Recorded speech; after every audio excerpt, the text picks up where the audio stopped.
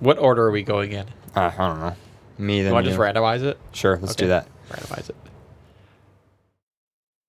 Welcome to FurCast, episode 264. I'm your host this evening, Paradox the Red Wolf. I'm your host tonight, CJ the Husky. I'm Rye the Wolf Dog. I'm your fabulous Blue Fox host, Pharaoh. Are you okay? Is Pharaoh ever okay? That's true, he's not most of the time. I mean, come on, let's be real. So, welcome to FurCast, episode 264. Allow me to put this awful camera on myself, because, Rye bought the camera that was over there, but that's because he bought it from me, and then I'm going to use that money to buy the better camera that's going to be over there. So anyway, but anyway, moving on to things that everybody actually cares about. So first of all, tonight we have an interview with Nuka, good old Courtney Nuka Plante. He is one of the guys from FurScience.com, does a lot of surveys and research and stuff like that of the furry fandom, both online and at cons. And we've interviewed him, 4 times now, something like that. He's been on the show a few times. He was last on the show a year ago, roughly. I think out like a week or so, but almost a year ago, talking about some of their survey results. And we're going to have him on again to talk about some of the new stuff. He recently did a panel at TFF. We linked you guys that on the last show. We got some questions from you guys and some questions from ourselves. Those are all documented down. So we'll jump into the interview with Nuka in a second, but I just wanted to mention a couple other things. One, Kaze is joining us next week. She's the local fur who does the Patreon shoutouts with us, so that'll be pretty cool. And also, the Science March is going on today, just to yes, it is. set the date. Do you guys know anything about that? Has anybody checked it out? Or? I don't. I have no idea. Pharaoh was saying he looked into it a little bit. Pull up some stats. Yeah, except he's not with us right now. So He's on another planet. So a couple of other things. So as I use this terrible camera, I just want to shout this out. So I got this. I remember we mentioned that I was going to get this piece of hardware. So next week we're going to be broadcasting in 1080p, which is super cool. We've put a ton of work into it. I just want to shout out my friend Delta Wolf for helping me re-render all of our graphics in 1080. They're actually in 1080 right now. They're just being scaled to 720 because that's what our system's running at right now. But in order to do the 1080 upgrade, I had to get this thing. It's called a Decimator, or it's by a company called Decimator Design, and it's the MDHX. And it has... so at first I couldn't get it to work, and turns out that's because what you do is you actually open up the back and you fill it with spiders, and then the spiders use all of their legs to manipulate the video data and convert between HDMI and SDI, and depending on what kind of spiders you put in there. So if you need to scale up resolution, you put spiders that can do that. Something we shouldn't have in the studio. Yeah, but I mean the spiders are contained inside the box, and they seem pretty happy. But that's what they want you to think. They want you to think that they're contained inside the box, but they're probably not. Right. I suppose that could be an They're issue. yeah, we're contained. LOL. Yeah, maybe. Gonna take over the world. JK LOL. If you put more spiders in there, you can get anti-aliasing and stuff like that going on. I mean, that's pretty dope. It is a pretty nice unit. So yeah, I just want to shout that out. This will actually be hidden away behind all the equipment next week, but since it's not being used yet, I just wanted to shout it out. So just Decimator Design, amazing company. If you are doing working with video production gear, I highly recommend all of their stuff. It just works, and it's so nice. Unlike some of the Blackmagic SDI converters that happen to catch on fire sometimes. I have not had one catch on fire, but I've had several friends who have purchased them and they've caught on fire. So be careful with those.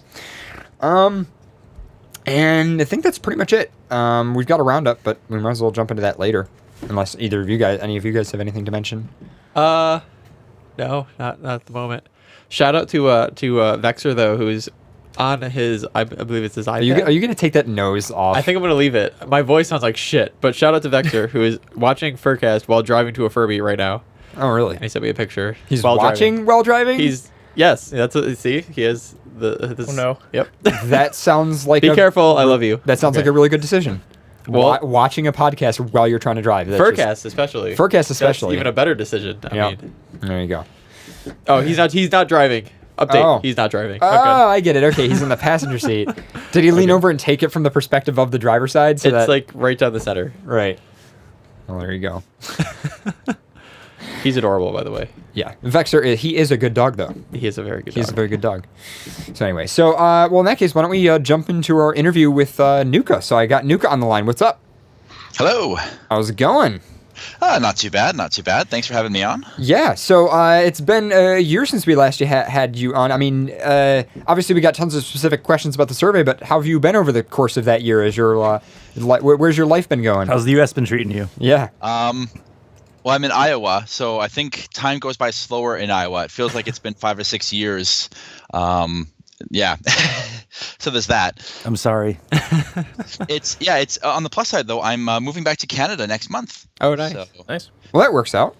Finally. Yeah. you're ready to get rid of me? But you live closer now because we can't visit you Well, in it's Iowa. just that we care about you, Nuka, and you're a little bit safer there. So Yeah. Well, I'm actually not moving any closer too. I'm moving out west to my old stomping Well, grounds. fuck you. While it lasted. That was like the biggest tease ever. We'll move back to Canada. Oh, by the way, not near you. By the way, JK. JK lol, but yeah.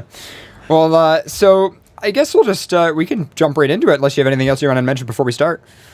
I'll mention now, I guess, just to pimp it out. One of the things that's new since last time I was here is I wrote a book on furries. Awesome. Nice. Yeah, if you go to furscience.com, my research website, you can download our book for free. Okay, cool. And is it like so? It's like PDF format, and people could just download it. Yep, absolutely. We made it sort of a service to furries. We figured that they've been so patient with us and doing our surveys the past decade or so that we'd give that back to them for free. That's awesome. I met the professor. You met the professor who's helping out with this project. Dr. Roberts in Toronto. Yes. Yeah, she was there. Normally I would be there, but because I'm in the land of corn right now, she had to fill in for me. I know. She introduced me as just the professor, and I was like, oh, because I walked into the first science panel by accident. This is the Reagan panel. So you mentioned that you've been you released this book for free because of all the help furries have given you over the years. How many years have you been doing all this research? Oh gods, I think this will be my 8th year at Anthrocon, I believe. Wow. Going to research at Anthrocon, so. That's pretty awesome. So real quick before we jump in, do you want to just shout yourself out, who you are and what you do, just for anybody who's new or maybe doesn't know you yet? Right. So I am. Cool. Yes, there's the book. So I am Dr. Courtney Nuka Plants. I am a social psychologist, currently for the next month working out of Iowa State University before I move back to Edmonton. And I'm co-founder of the International Anthropomorphic Research Project, a team of social scientists who've been studying furries for the better part of a decade now. Doing science, doing psychology, and that's what I do. A decade of furry studying. Yep, basically. That's crazy. So you are all in the know. And the biggest question that I have, and I did watch your TFF presentation, by the way, absolutely fantastic. And I just have to say, after all the research you presented, which is an incredible amount of research, there's so many different angles we can take it at. The biggest question I have is legalize a woo or $350 fine? Where are we at with that? So a woo, definitely legalizing a woo had it 3-1 by the end. Yes. So Yes. Legalize a woo. we are Making we are moves. pro a woo. All right. Well, we happen to be biased here on the show, but I'm not pro woo. you're not. You're not pro woo? Yeah, it's 3-1. You know, you gotta, Get out. We're still biased, though. foxes don't a woo. No. I mean, they can. It's not my problem. That sounds like a you problem. Wow, that's awesome. So you had, did you ever count up how many people actually responded to that? I guess it was a piece of paper you guys had when you're doing the survey, right? Yeah, so silly us for thinking that furries would actually want to take the big survey when all we had to do was tape a piece of paper to our desk, and that was the most popular thing that we did there. We ended up getting over 100 responses. So Wow, to that. Well, it's pretty good now sample the chat size. is going Oh crazy. god, with yeah, woo. the chat is going. Oh insane. god damn it, chat room, behave. What have I done? Oh wow. So Oh no. So you got tons of new research and stuff like that. So I guess just to jump into some survey concepts first. Sure. One question I had was you talked about in some of your research that you would compare how furries rate themselves in terms of let's say happiness or satisfaction with different things. And I was just curious, how do you measure that in science and as a psychologist when people kind of rate themselves versus something that's more definitive or more measurable? I was just curious if there's different ways that you perceive that. Yeah, so we typically rely on self-reports in a cross-sectional survey study. So we ask people, the best way to ask a person how happy they are or how introverted they are is to just ask them. So we typically give them a 7-point Likert scale and say, hey, how happy, how sad do you feel on the scale? and we do it that way. It's not perfect. I think you're hard pressed to find a perfect way to measure anything in science. So there are imperfections. There are other ways to do it, but from a practical standpoint, going to a convention and getting 1,000 responses from someone, that's kind of the easiest way to do it. So for most of our questions, that's typically the methodology we use. Okay, that's awesome. I'm glad to know that that's actually a pretty decent way to do it. And so you've been going to these cons, and the cons have been blowing up. I guess that's one statistic we could jump into. I believe like MFF had like an extra 1,000 people or something like that this year, and AC is projected to grow as well. Who the hell are these people? Actually, my guess right now is it's and I wanted to put a question on it last year, and I kicked myself for not doing it. I think a lot of the influx coming to the fandom right now has to do with Zootopia. Really? Yeah. Could be. Really? Well, it seems that every few years there's something that brings a whole new wave of furries into it, whether it was Sonic the Hedgehog or Pokemon, or there's always something. And I think Zootopia it might be this generation's Pokemon. Right. I mean, I suppose that fits. And I mean, did you plan to actually like ask a question about that on the survey? Yeah, I kicked myself because last year was the first Anthrocon since Zootopia had come out. And so what I intended to do was to ask what got you into the furry fandom. And what I would do is look at differences between furries who had said they were in for less than a year, versus furries who had been in the fandom for a while. And I wanted to see whether or not first-year furries had overwhelmingly picked Zootopia. But I completely forgot in all the rush to put together the Anthrocon survey. We typically wind up with 400 or 500 questions we want to ask, and we have to cut it down to 200. And it got lost in the mix of questions that got cut. So that's one of my big regrets, was that I forgot to sneak that one back on. Wow.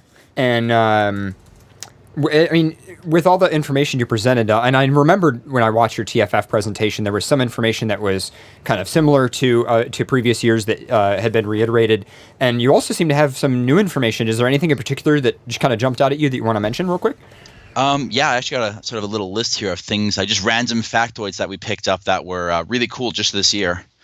So a random little factoid: when it comes to how anthropomorphic or feral your fursona is, women tend to pick more feral fursonas.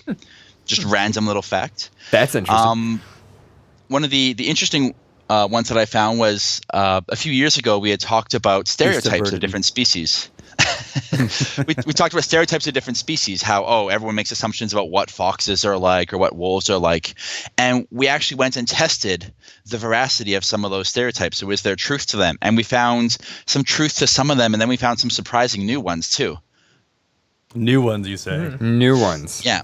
So surprising ones, for example, foxes, turns out, aren't as associated with sex as rabbits are. So despite the reputation of foxes, but we do find that there's truth to the idea that people who pick wolves are more likely to describe themselves as loyal, and people who pick foxes are more likely to describe themselves as sly. Women are more likely to pick cats. But the most surprising one was that foxes were not the most promiscuous, wolves were. Ha! Wow. I'm okay with that. That's pretty awesome. One that foxes were the most of was shy. Well, I fucked that up. Pharaoh breaks that statistic. We all know that Pharaoh breaks the statistic on all of that, but I break the statistic on everything. I'm that anomaly data point that bothers all scientists. 33 degrees of standard deviation away. yeah. 10 standard deviations above the norm. Well, so on the fursona question, though, you mentioned in your latest presentation that when you have a certain fursona, that might tell you a little bit about that person, and yet measurably, furries don't seem to treat each other any differently, regardless of what that person's fursona may be. So, do you have any idea, like a little more, like how that might work? Yeah. So the precise finding is that furries think so furries, there's some truth to some of the stereotypes about fursona species, and indeed furries think that fursona matters, but they don't treat each other differently because of it. So maybe there's some truth to the idea that foxes are very shy, for example, but I wouldn't treat you any differently if I knew that your fursona species was a fox. Furries, sort of when asked explicitly about that, don't like to judge one another based on their fursona species. So maybe everyone took a lesson from Zootopia and decided not to be speciest. Yeah. So I got lost. What was the original question? I totally. The question was how, like, okay, so with So different personas that people have might Yeah. tell you a little bit about that person, but yet furries don't seem to treat other furries any differently.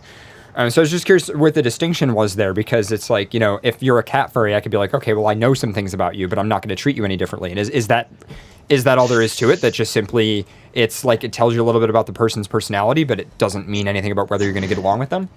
Pretty much, yeah. I mean, it's like saying, oh, if I know that you're 6'4", I can make some inferences about the kind of person you are. Like, oh, maybe you are more likely than the average person to like basketball, or to have to duck when you go under something really small. But otherwise, that doesn't significantly, for all intents and purposes, that doesn't dramatically change the logistics of our relationship.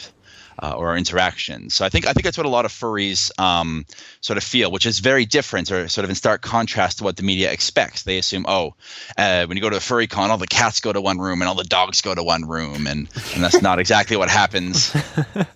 Not exactly what happens. Pretty close, though. Yeah, it is pretty close. In some cases. Wow, that's crazy. And I guess we could just keep talking about fursona stuff. Another question I had was, you mentioned stuff like personas having almost like a protective ability for people in terms of like their ability to take threats and stuff like that, or for people to be bullied, and also just in general personas helping people experience things in different ways. I was curious if you could talk about that a little bit. Yeah, this was one of my favorite findings because it was my hypothesis, and I got lucky that it turned out that there was some truth to it.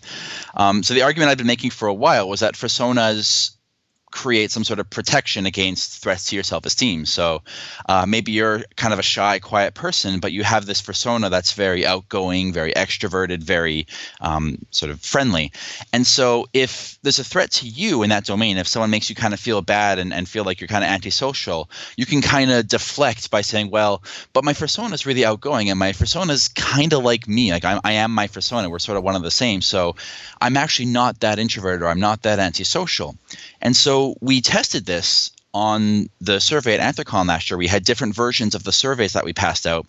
And in all conditions, we had everyone feel bad. We gave them a threat. We told them to write a whole bunch about basically write about some of your failures, which should make you not feel great about yourself. But for some of them, before we did that, we asked them, hey, tell us all about your persona. Tell us how great your persona is. And for those people specifically, the after talking about their persona, the say some bad stuff about yourself didn't sting as much. It didn't hurt them as much. And we think it's because they were able to sort of bolster the self-esteem beforehand by talking about their personas. So that's actually really cool. The fact that people, and so is this something psychological that just happens within a short enough amount of time that it's measurable in that way? Like within so many minutes of giving people a threat, it has that effect? Yeah, I mean, there's sort of both short-term and long-term effect. I think that in the short term, you can measure it with these very fine-tuned instruments like that. But I think in the long run, it has this long-term protective function as well. So I think when you spend, days, weeks, months, even years in the furry fandom interacting with other furries as your personas, it has this long-term effect as well of sort of bolstering your self-esteem against sort of threats. And one of the hypotheses of one of our colleagues for why furries leave the fandom is sort of based on that idea that maybe furries come into the fandom seeking a place for safety, seeking a place where they can sort of gain acceptance and community. And by the time they've been in the fandom for a few years, she hypothesizes they leave just because they don't need the fandom anymore. They've built up that sense of self-esteem. They feel good about themselves, and the fandom just doesn't scratch that itch for them anymore. Yeah, and I want to jump into why furries leave the fandom in a little bit, definitely. That I would love to have a conversation about that one. Absolutely. Because that's just absolutely fascinating. But real quick, we were talking about furries who are, you mentioned something about like furries who are a little bit more furry in their everyday life, maybe furry lifestylers, or maybe just people who like fursuit a little bit more. You said they experience more discrimination, and also you said that about popufurs too. That they experience, or at least they report or self-report more discrimination. Yep.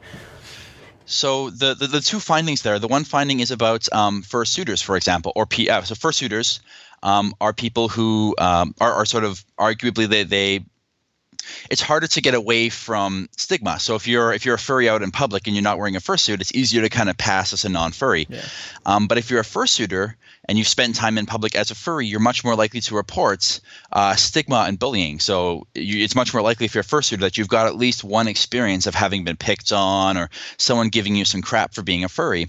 But what was really weird is that fursuiters also get bullied within the fandom more than the average furry. So looking at how much the average furry gets bullied by other furries, fursuiters actually get more of that, which was unexpected. Yeah, and I've never thought about it until now, and I'm like, shit, he's right. And perhaps related to that, we also find that people who self-identify as popufur, we didn't impose a definition. We just said, hey, popufur, is this a label that applies to you?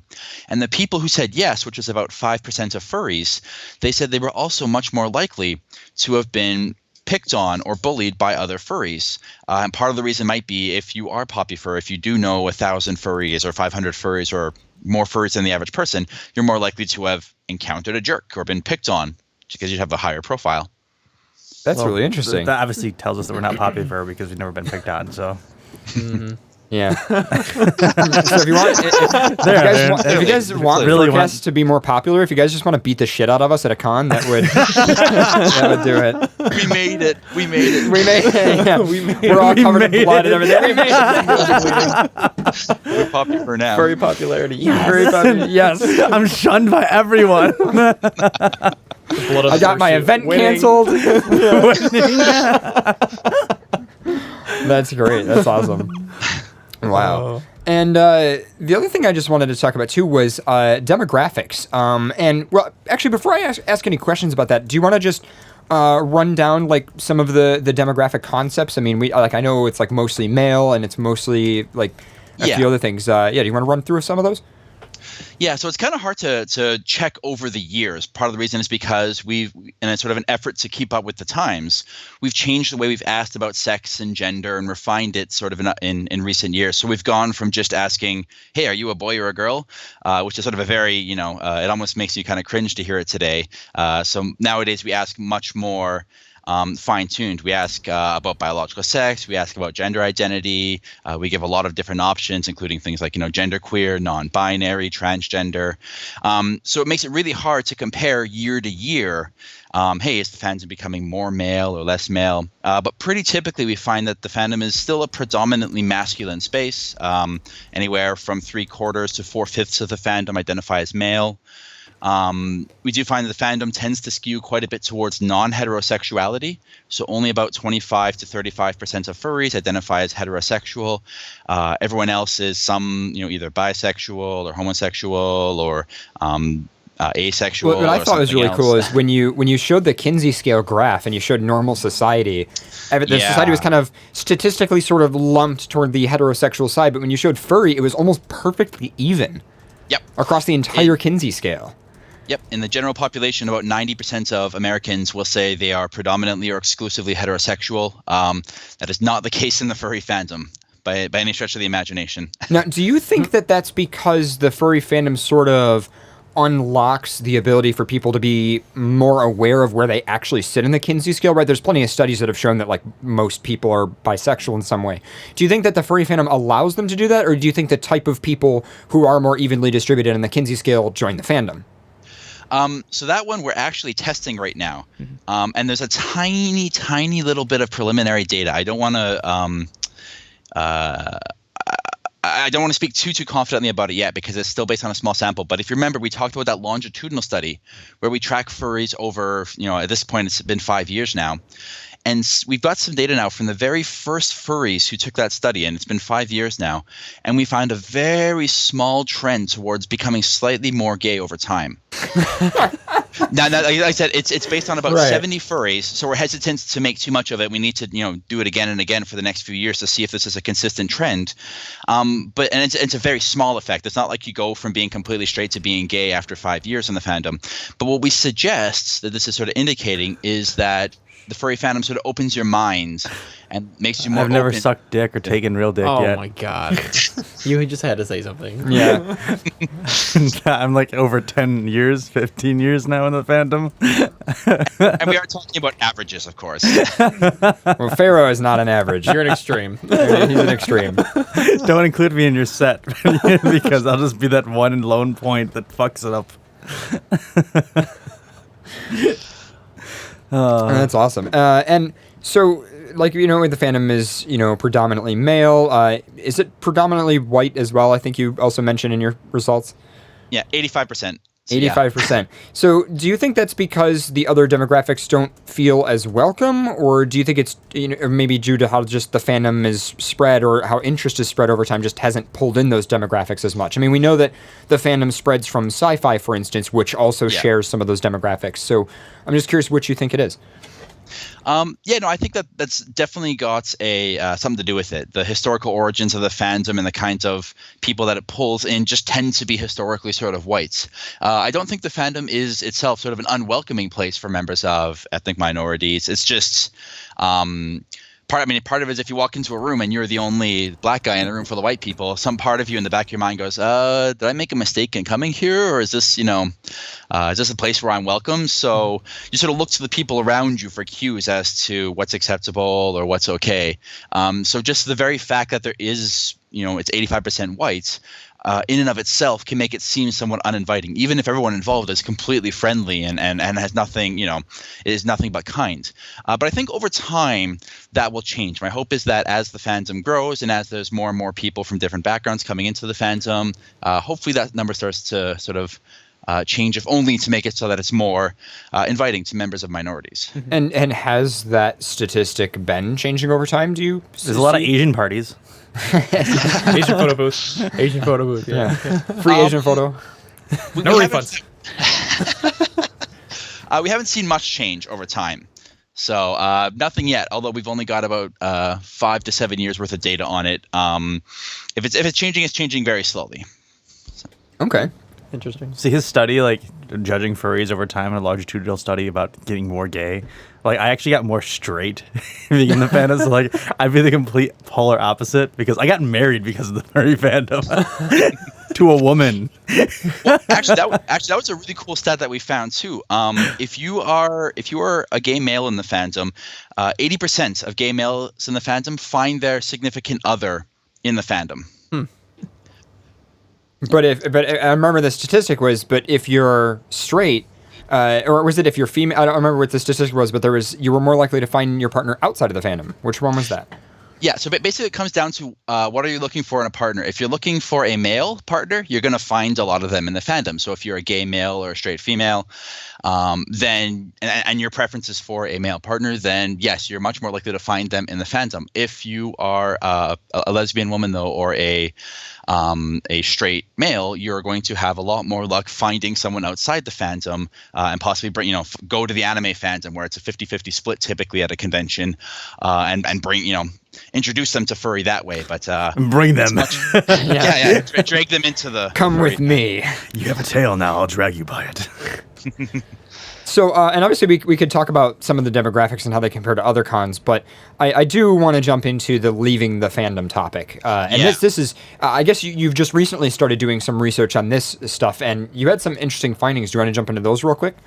Yeah, so this was one of those things that I really, really wanted to study. I've been trying to figure out a good way to do it for years, and we finally sort of stumbled upon a way. Our longitudinal study allowed us to follow the same furries, the same 600-700 furries over time, and invariably over some period of time, some of them will leave the fandom. So we actually caught some of them as they were on their way out and asked, hey, since you're on your way out, what are some things that are causing you to leave the fandom right now? Or if you have left in the past and come back to the fandom, what caused you to leave in the first place?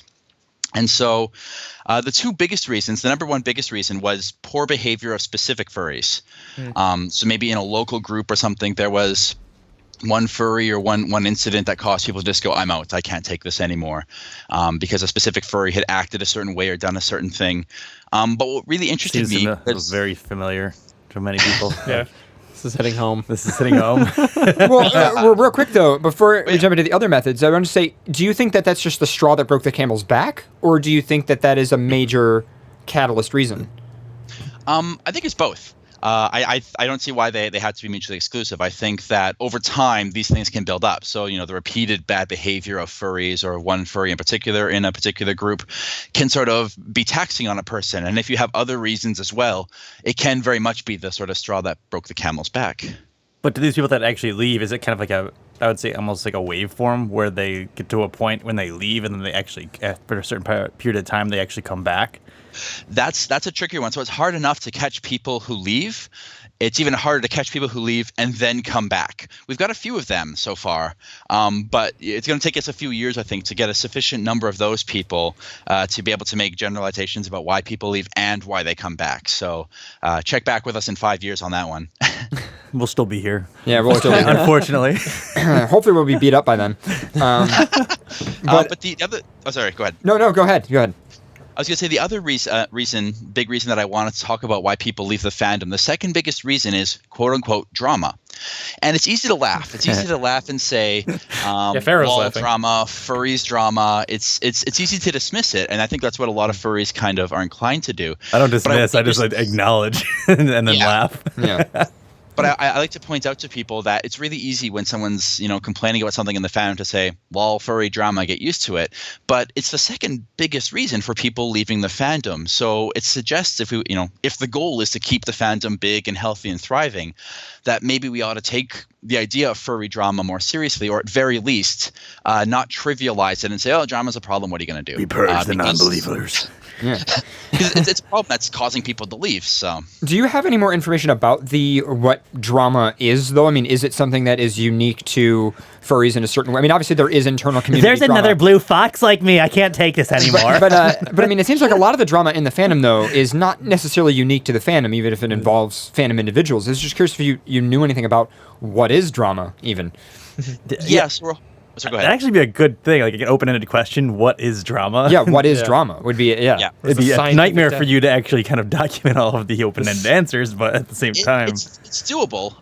I want to ask that one next year at Furry Fiesta. We just, as of literally 4 hours ago, we just submitted all of our questions for Anthrocon. That question is not on it because I wanted to pilot test it at Furry Fiesta first to kind of work the kinks out of it. Smaller. But yes, within the next year, I'd like to be able to ask exactly that. What counts as drama for you? That sounds awesome. I'd love to know more about that. I'm kind of curious on that in general, like what the majority of furries find as drama. Is it something major? Is it something minor?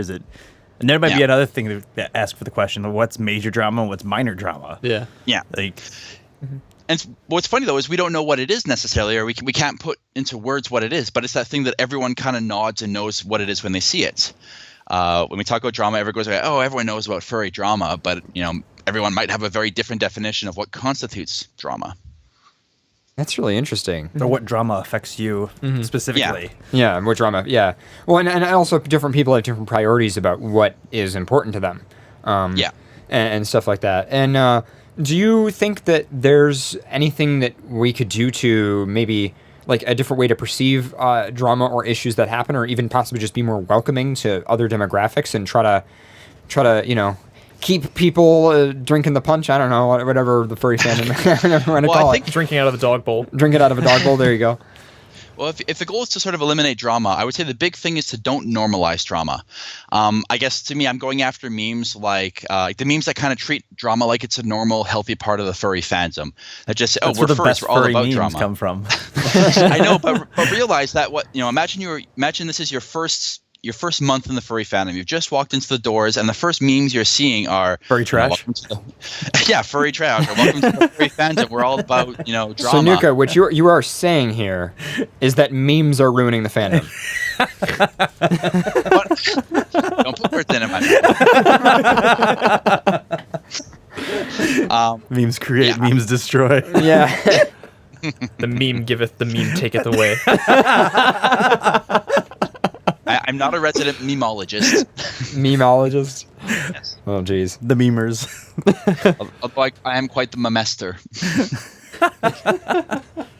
So that's interesting. And do you think that leaving? I mean, what do you think is more likely, that people leave the fandom just because of their age or demographic, or do you think it is more related to like the drama? Well, I wanted to say too, though, that one part of the drama was the brony revelation. FurCast comes from Patreon. Those horrible bronies. Yeah. And you have a brony avatar too. But I remember there was the Yes. whole brony like revelation of anger and drama that came from that. But what was funny, though, and I've talked about this in my talks before, there's this argument that people had that, bronies are invading our fandom. But when you look at the average brony, they've been a furry for long. Bronies who are also furries who are bronies have been furries for longer than furries who aren't bronies on average. So it wasn't this wave of bronies coming in from the outside. It was coming from within the fandom itself. Wow. So like smallpox, like it started like at one point and then just kind of spread. So I like how you're comparing My Little Pony to smallpox. Get vaccinated. I should also point out at this point that my colleagues and I are also branching out, and I will be doing research at BronyCon this year for the first year. Ooh, very nice. I hope that goes well for you. Yeah, we are studying bronies as well now. I still don't understand bronies. You don't have to. Yeah, that's the point. I never caught on to that section, so yeah, I don't know. It never interested me. So the other question I had was just when it comes to leaving the fandom, is there a more likely, is drama like the pretty much number one common reason, or is it just kind of an even distribution of I got too old for this, or I got tired of it, or So I think age actually is related to that. I don't think they're unrelated. So what I think happens is the things that maybe you put up with when you were 18 or 19, you no longer put up with when you're 30. So I kind of joke that as I turned 30 last year and I start to understand gray muzzles a little bit more and the idea of gray muzzles congregating together. Because when you hang out with, 30, 35, 40-year-old furries, they're talking about their mortgages and they're talking about their jobs or they're talking about, Real quick, what is by definition a gray muzzle? So it's there's no official definition, but we find that furries who are on average in their late 30s, early 40s tend to identify as gray muzzles. So it would be sort of older furries. I'm gonna get like a what's it called, silver permanent marker, and then just draw like a beard on your fursona. Like how animals start to age and they get the gray fur underneath their muzzle. Like that's what you need to do. Is just like slightly alter some of the fur that's blue underneath your muzzle to like a gray patch. Yeah, gray fur. But yeah, so to get back to the question real and just finish that up, when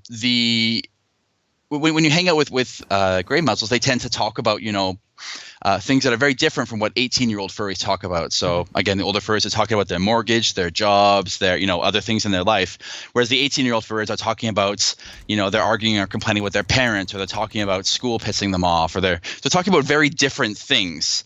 And the kinds of drama that you might find in a group of 18-year-olds is very different from the kinds of drama you might find in an older group. So.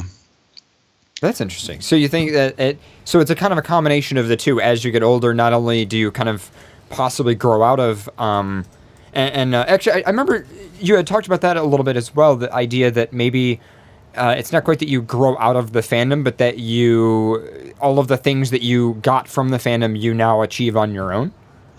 Yeah. So we don't have all we've got at this point is hypotheses, because we still have to get more people who leave the fandom before we can truly answer this. But I think part of it has to do with what you were suggesting, what I mentioned earlier, this idea of the fandom fulfills some needs, and after a while, it no longer fills those needs. You don't have those needs anymore. You sort of answer the questions about who you are as a person, or you've got a stable sense of self-esteem. But I think it's also a matter of life happens. As you get older, you do have kids, or you do raise a family, you do have a job, you do find less time for it. But the most optimistic hypothesis I have is that you make friends and you don't need the furry fandom anymore. So for people who are very lonely, you use the fandom as kind of a crutch to make friends, and so you hang out with other. Ones of you never leave. That's right. What does that say about you? Fair enough. But I'd say that as you say you hang out with the same 5 or 6 furries over and over again for years, after a while you can hang out and you just don't need the fandom as an excuse to hang out anymore. You just hang out with one another for the sake of hanging out. Right. Yeah. Wow. That's just all fascinating stuff. I'm just so fascinated by the leaving the fandom idea. And I mean, I guess we should say, if you are thinking of leaving the fandom, should people contact you? I mean, should people say, Nuka, I'm Absolutely. done with this drama. Here's my email address. I mean, how should people get involved there? They're welcome to email me. I just today I had a furry who emailed me and sort of told me their story of leaving the fandom, and it helps. It gives us ideas for, how to study this, or each one of those is a data point that helps us to better understand this phenomenon.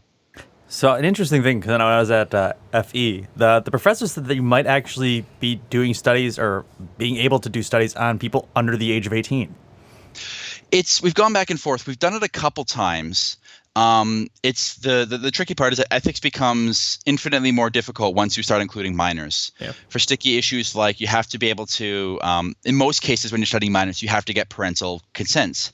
That's really tricky if you're a 16-year-old furry who hasn't told your parents that you're going to a furry con.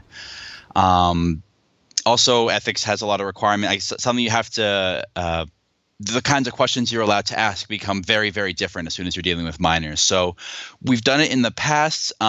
Typically, we find that furries under the age of 18, so say 16-year-old furries, don't differ dramatically from furries who are 18 years old. So it's sort of a cost benefit. It's usually not worth the extra, 2 or 3 times as much ethics paperwork and compromising the kinds of questions we can ask to study minors. Which is not to say that they're not important or that they're not, a significant part of the fandom.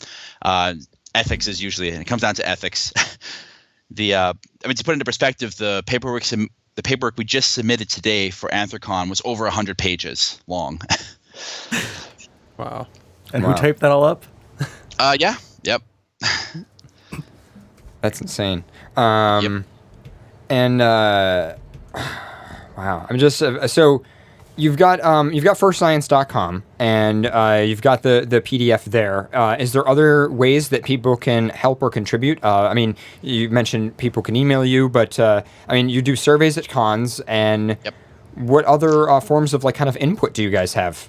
Yeah, so we do the longitudinal study. That's the one that I mentioned where we track the same furries over time. And if you email me, Have you been tracking us? Yeah, if you're in the longitudinal study, then we've tracked you. Oh, geez. But yeah, so if you email me, you can ask to be put onto the email list. We've also got another project we're doing right now where we've been wanting for years to study specific subgroups within the furry fandom, but they're very small and hard to find. So for example, Therians. Typically only about 10% of furries are Therians. So in order to study Therians, you have to sort of get a group of them together in one place, or have a mailing list full of Therians. So what we've been doing is we've got another survey that we do where we basically check off all the boxes, all the little subgroups that you fall into. And if we decide in the future to do a survey just on fursuiters or just on artists or just on Therians, we have a list of 50 or 100 or 200 of these folks that we can email directly, a survey that's just about that particular subgroup. Do Therians stay Therians? That's another thing I'm kind of curious. Yeah, I'm curious about that too. Because I know a lot of people come into the fandom being very spiritual, and then they kind of drive away from the spiritualism more so. I've seen a lot of Therians that were Therians at one point in time, or came in as Therians, and then kind of maybe are still Therian, but kind of delved away from it. I would say that actually applies to me a little bit as well. I think it's kind of changed over time for me. But That's actually a terrific question. I don't think we've ever asked that. So I just made a note of it, and maybe this year during one of our focus groups we'll ask about it at Anthrocon. Cool. That's a terrific question. That's awesome. And my other question, forgive me, this is a bit of a loaded question, so I don't know if you can answer it instantly, but have you noticed any changing trends in the fandom, whether it be demographic or just statistics of how people report things? Things that have gotten better or worse. I mean, obviously you've been surveying more and more people. Yeah. We've asked in the past about, what things do you think the fandom's getting better? Do you think the fandom's getting worse? And in general, furries seem to be pretty optimistic. They tend to think they're going to be here forever, in part because they see the fandom as a pretty awesome place. There are certainly complaints, or there are certainly sort of grievances, the kinds that we talked about that end up making some furries leave. But typically furries are pretty positive, pretty optimistic, and I guess we haven't noticed anything demographically, unless you have a specific thing in mind you want to ask about, but I can't think of anything off the top of my head. Well, the chat room is asking about political extreme, just in general, if that shows up anywhere or... Touchy topic. Typically, the only way we've asked about that is through a 7-point political orientation scale. So, are you liberal or are you conservative? So, we haven't asked about, for example, fascism. Like, oh, do you identify as a communist? fascist? Right? Nothing like that. Damn it! I'm kind of kicking myself now because we had to drop about 300 questions this year from Anthrocon, and I think we had a scale on there about authoritarianism, right-wing authoritarianism, that I decided that, no one's going to be interested in this, so I kicked it off, and now I'm realizing that I probably shouldn't have done that. Whoops. Next year. There's always next year. Yeah. There's always more questions than there is time to ask them. And for everyone who says you should ask it, you should be one of those people at Anthrocon who complains that our survey is getting longer every year. Well, and we got some metaphor in the chat room says, I don't know if anybody would say, yes, I'm a fascist. But I'm curious what your thought is.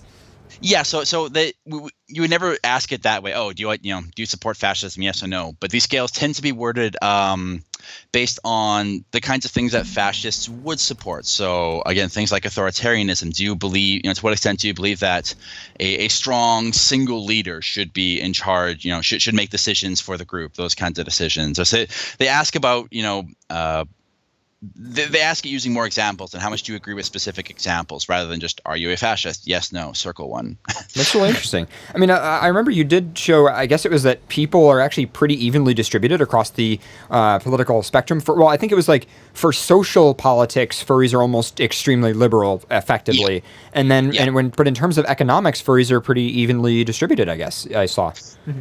It's slightly liberal, but yeah, so you see very, very liberal towards social policies and progressive about things like sex and those sorts of issues. But when it comes to economics, slightly liberal, but like you said, a lot more evenly distributed across the spectrum. I'm just laughing at the chat room saying gay space furry communism. It's fully automated. Fully automated gay space furry. So another kind of statistical question. I'm not sure if I've ever seen this in any of the results or anything.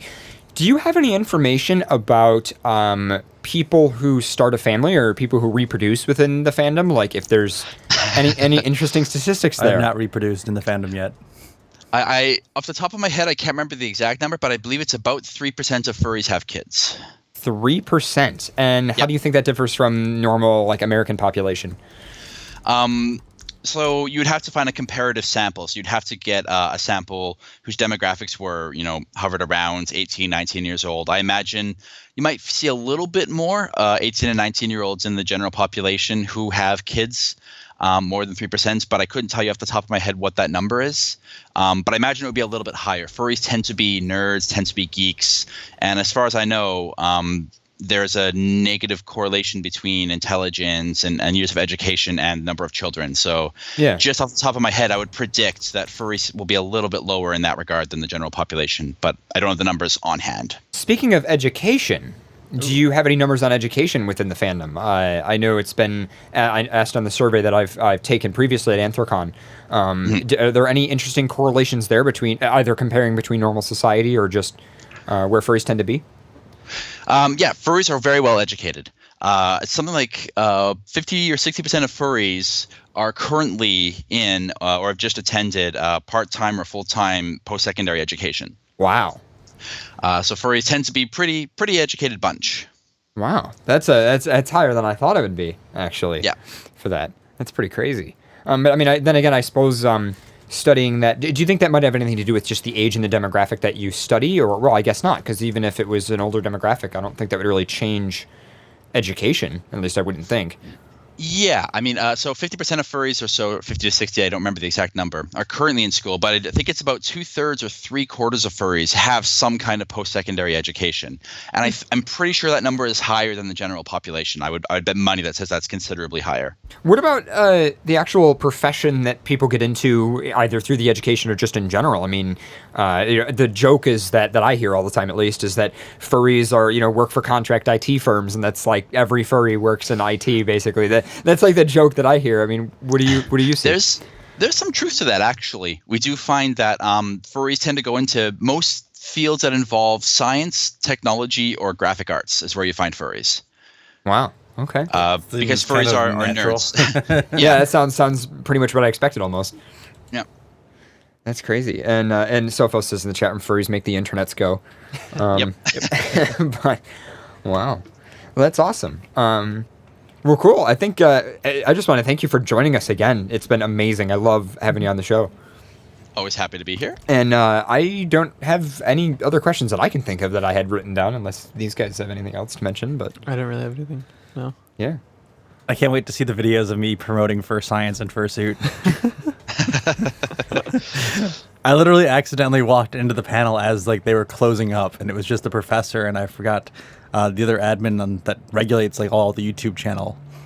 He was burly. He kind of looks like a biker almost, and I can't remember his name. Are you saying Professor Fennec or Possibly.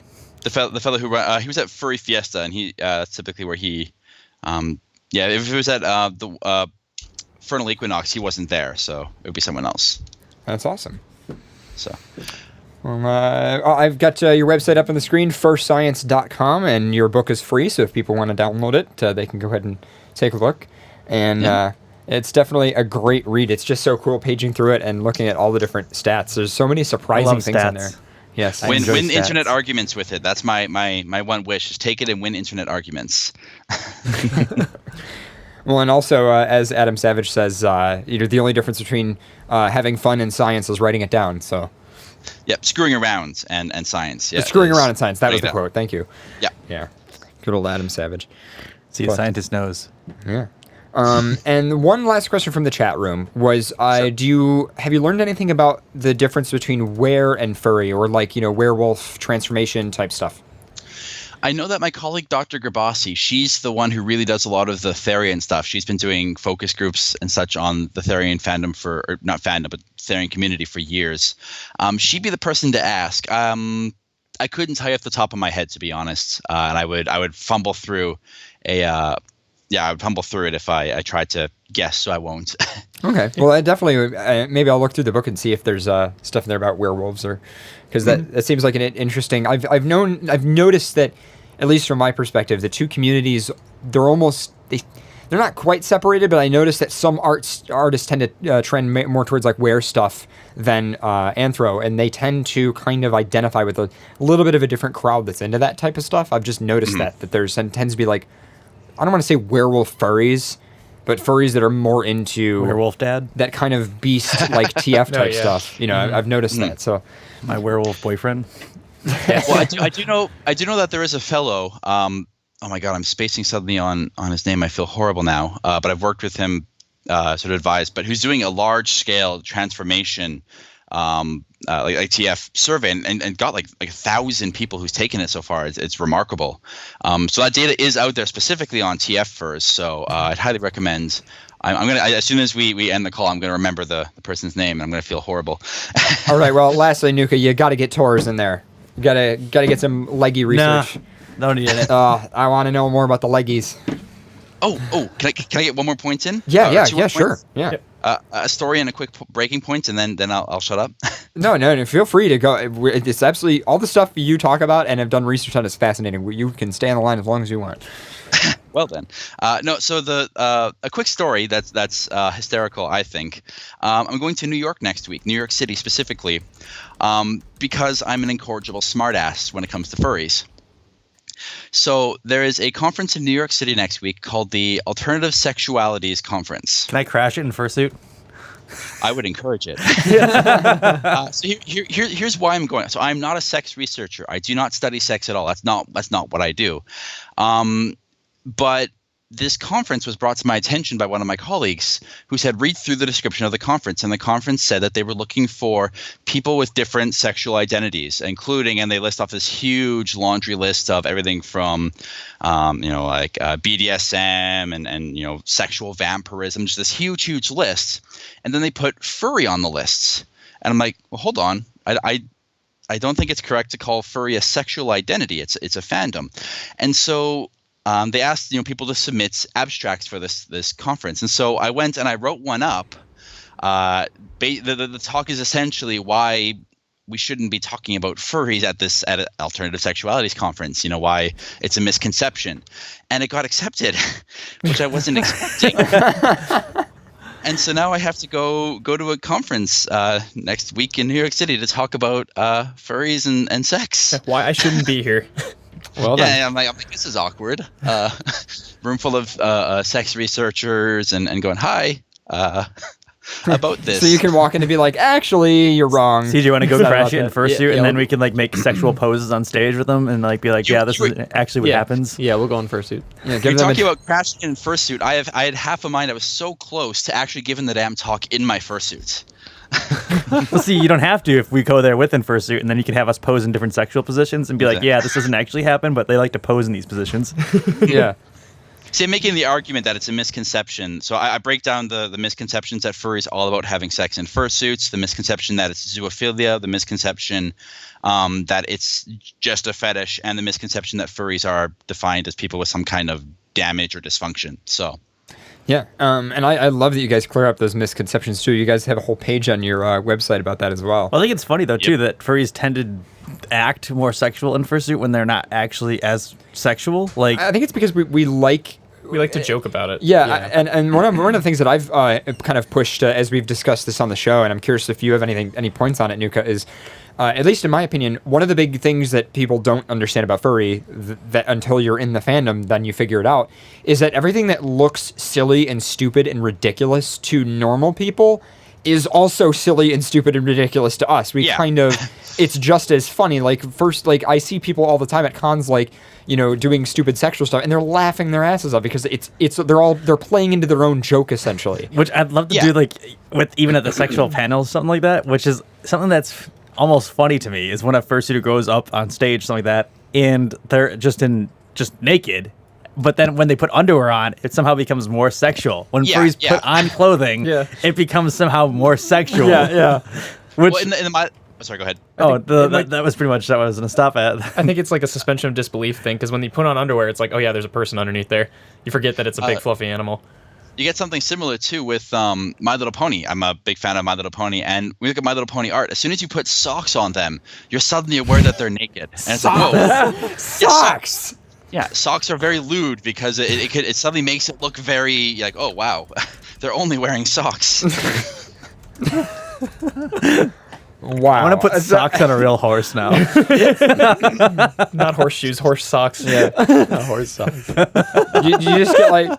Could you imagine a horse with like a knee-high socks? No, horse with like Wait, knee-high it's socks. naked. You get arrested for zoophilia because you put socks on your horse or something. It's horse sock with an S. Yeah. And if I can get away with one last point, it's not a story, I promise it'll be shorter. So you remember years ago, we did get a grant from the Canadian government to study furries, a $65,000 grant to study furries. We recently got another one, and it's a little bit bigger. Oh yeah. We got $250,000 to study furries. Holy shit. Damn. From who? insane. Who's paying $250,000 to study furries? The Canadian government. Oh. No, I'm being very sort of glib about it. It's part of a large scale project we're doing, but we're hoping to be able to do research at conventions like Eurofurence and Japanese furry conventions, as well as sort of set up some of the infrastructure to do large scale sort of long term studies. So Well, surprisingly, you guys are the leading furry researchers in the entire world. So, I mean, it would only make sense. Like, the fact that you're getting this much money to research it, Yeah. it follows it because you are the only ones really researching it to this extent out of anyone that could possibly be researching furry. in a very systematic, concerted, scientific way, yeah. 'Cause I know that there are the folks over at Furry Survey who do an excellent job doing sort of a very large-scale survey. I think the numbers typically tend to be bigger than ours too. So I don't want to downplay their work as well. But speaking of, I mean, if we could just talk about that really quick, though, other people's work. I mean, I've been to other cons and I've noticed other different groups that are also doing surveys. Is there a way that you can talk to them? And I'm not sure what the process is, because I know you guys, have an ethics board, and you guys, Yeah. work very hard to make this legit, especially, getting the grants from the government and documenting it all and publishing papers. Is there a way that you can easily talk to, let's say you walk up to a con and there's a survey group, is there a way that you can maybe ask some questions and just say like how they're doing the science or their methodologies? Not that you're walking up and saying like, well, are you legit? You know, obviously, because it's not in a disrespectful way, but just in a way of learning like the different ways that there are to do these kinds of surveys. Because even if it's slightly less legit, if they're not treating it in that way, maybe that's okay. I mean, yeah, it's for example, I think the folks over at the Furry Survey do an excellent job. Like they may not be going through an ethics board and going through university, but I mean consistently they usually borrow a lot of the items from our surveys, and we have no problem with that. I would say that they're an excellent example of people doing really solid research without necessarily going through an ethics board and a university and publishing in psychological journals, for example. I don't think there's any harm if you see people doing research at a con. If they're a good researcher, it shouldn't be a problem to kind of go up and say, "Oh, hey, what are you hoping to do with this research, or do you have any hypotheses, or what do what's the end goal? Are you trying to publish in scientific journals? Is this just for your own interest? Are you guys scientists yourselves? If so, what do you study?" And I think those are perfectly reasonable questions to ask. Okay. Well, yeah, I mean, I'll definitely think about that next. I mean, I'd imagine walking up to them, they would expect to be able to talk about that kind of stuff. Or at least if anything, it would be a little bit suspicious if they weren't willing to talk about what they hope to do with this data or who they were or what their credentials were. Then, if anything, I'd be a little bit sort of like, oh, that seems a little shady. yeah, definitely. So. Okay, well, thank you very much for joining us, and we'll definitely link to your website as well, firstscience.com, for everybody to check that out and download the book for free. And we're gonna see you at AC coming up, right? Yeah, I'll see you in just a few months, and I'll throw the biggest survey we've ever done at AC. We've got 9 different collaborators from 9 different universities on this one, so it's our biggest project to date. Awesome. And you do online surveys as well, right?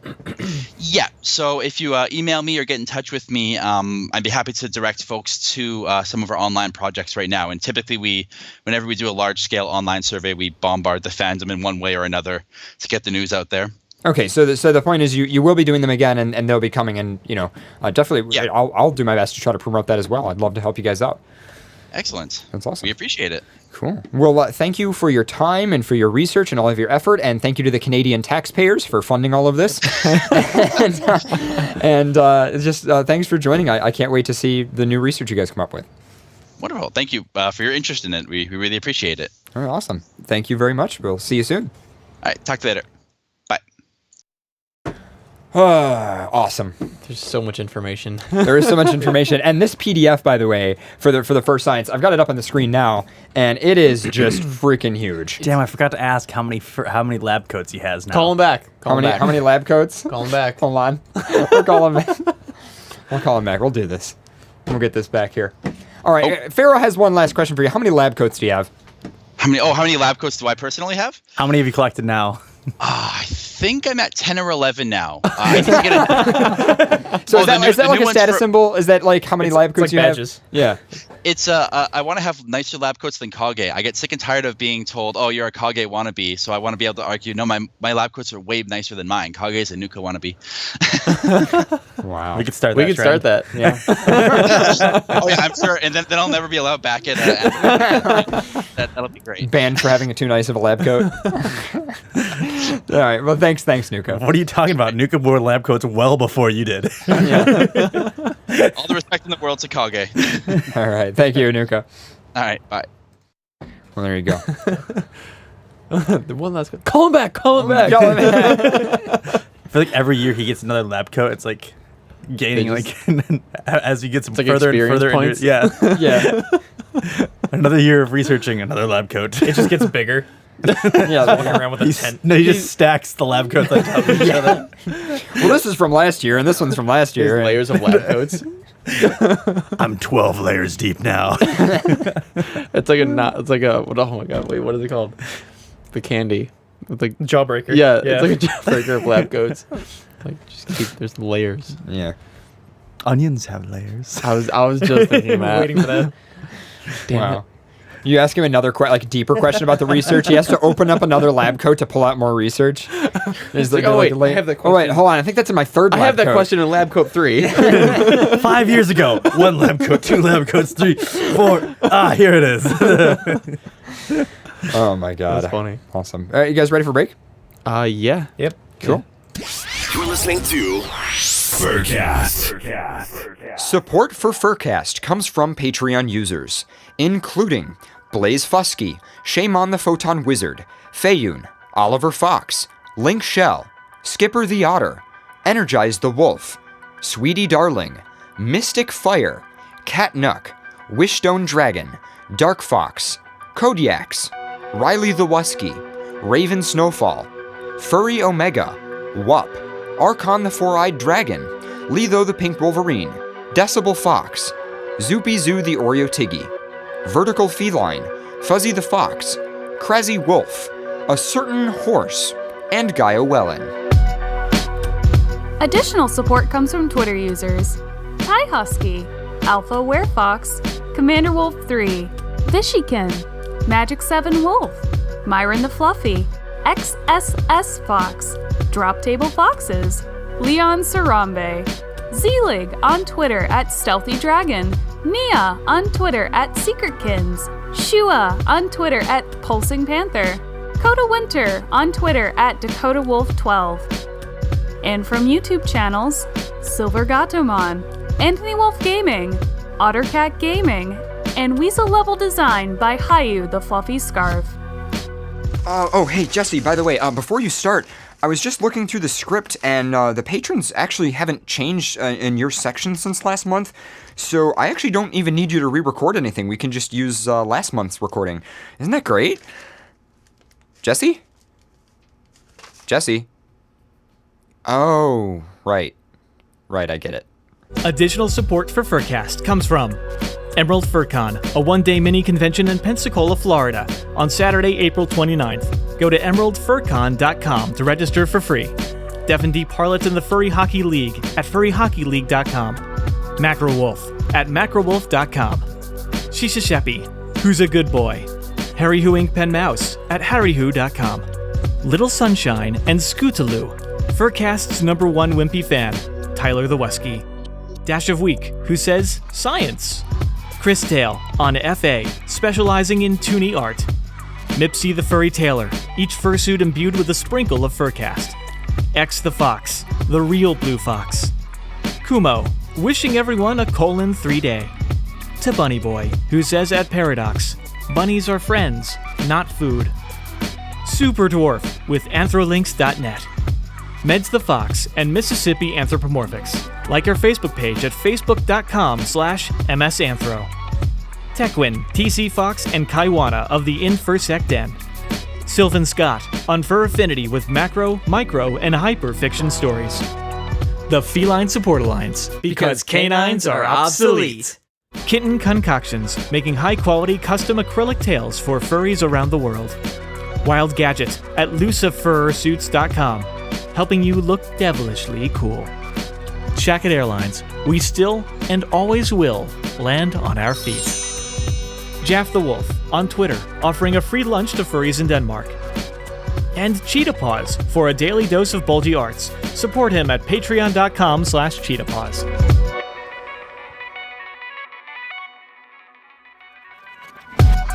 Support for FurCast comes from Patreon, PayPal, Bitcoin, and from listeners like you. To become a patron and learn more about supporting FurCast, visit furcast.fm/donate. This is XBN. This is the Zana Broadcasting Network. You guys are listening to FurCast. Coming up, this track is called... Well, I'm not going to tell you the name of this track, but it's basically an internet meme in a song. I hope you guys enjoy. We'll be back after a track or two. Back at it again with the white dance. Back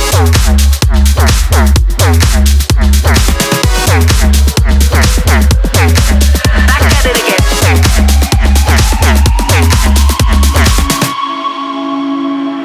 Back at it again with the white dance.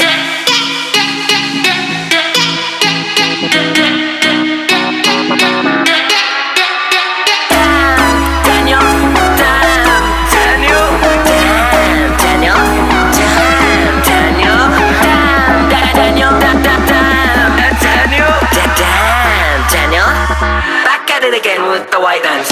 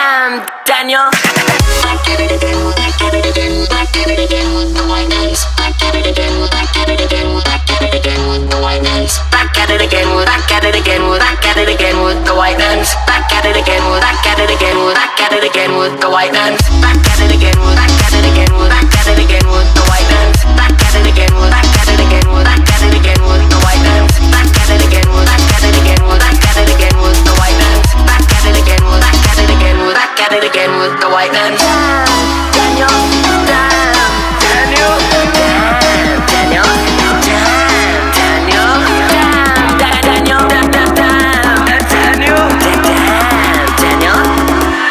again with the white man.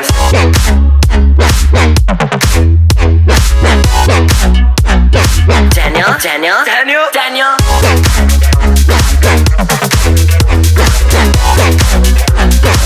Back at it again with the white man. Back at it again with the white man. Back at it again with the white man.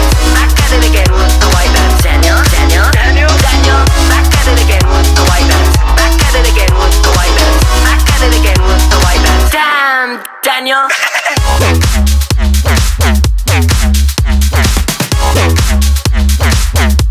Back at it again. Back at it again. Back at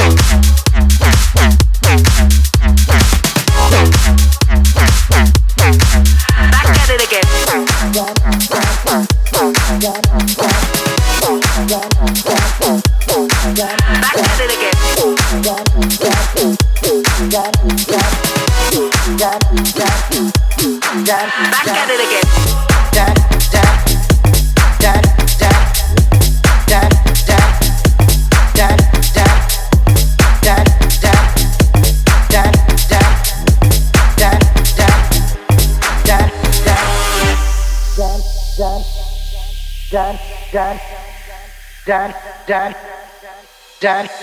Hit the road, Jack, and don't you come back no more, no more, no more, no more. With the road, Jack, don't you come back no more.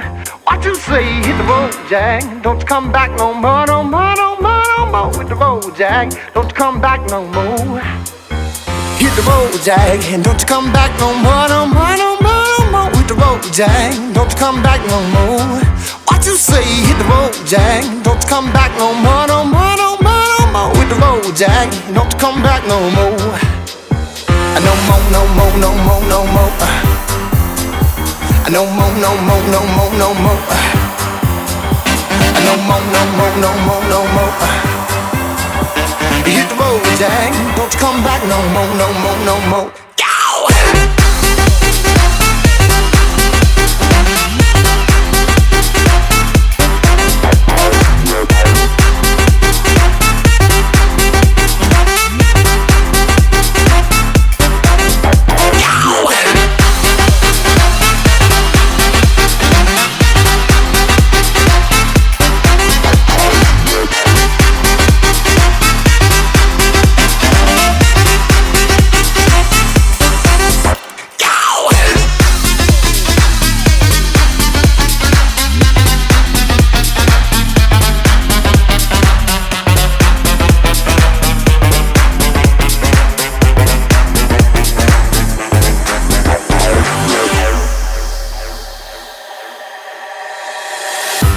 Dan, Dan, Dan, Dan, Dan, Dan, Dan, Dan, Dan, Dan, Dan, Dan, Dan, Dan, Dan, Dan.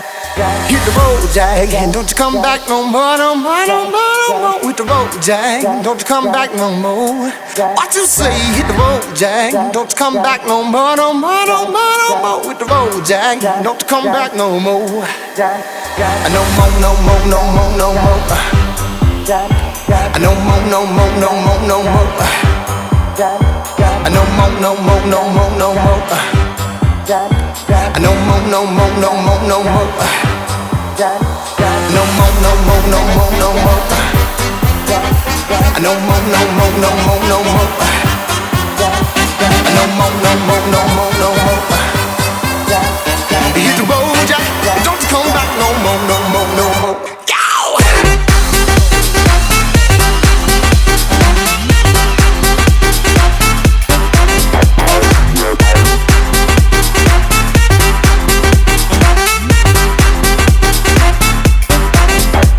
No more, no more, no more, no more.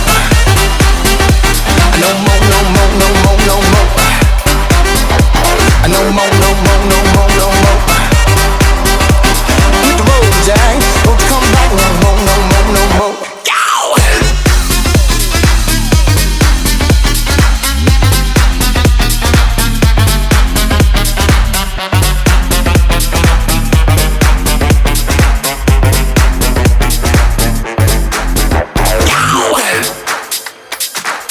Internet radio by a bunch of crazy animal people. This is XBN.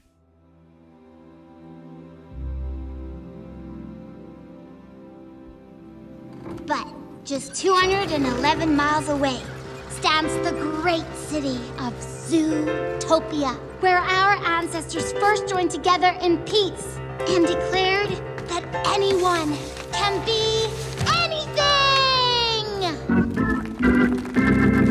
Thank you and good night!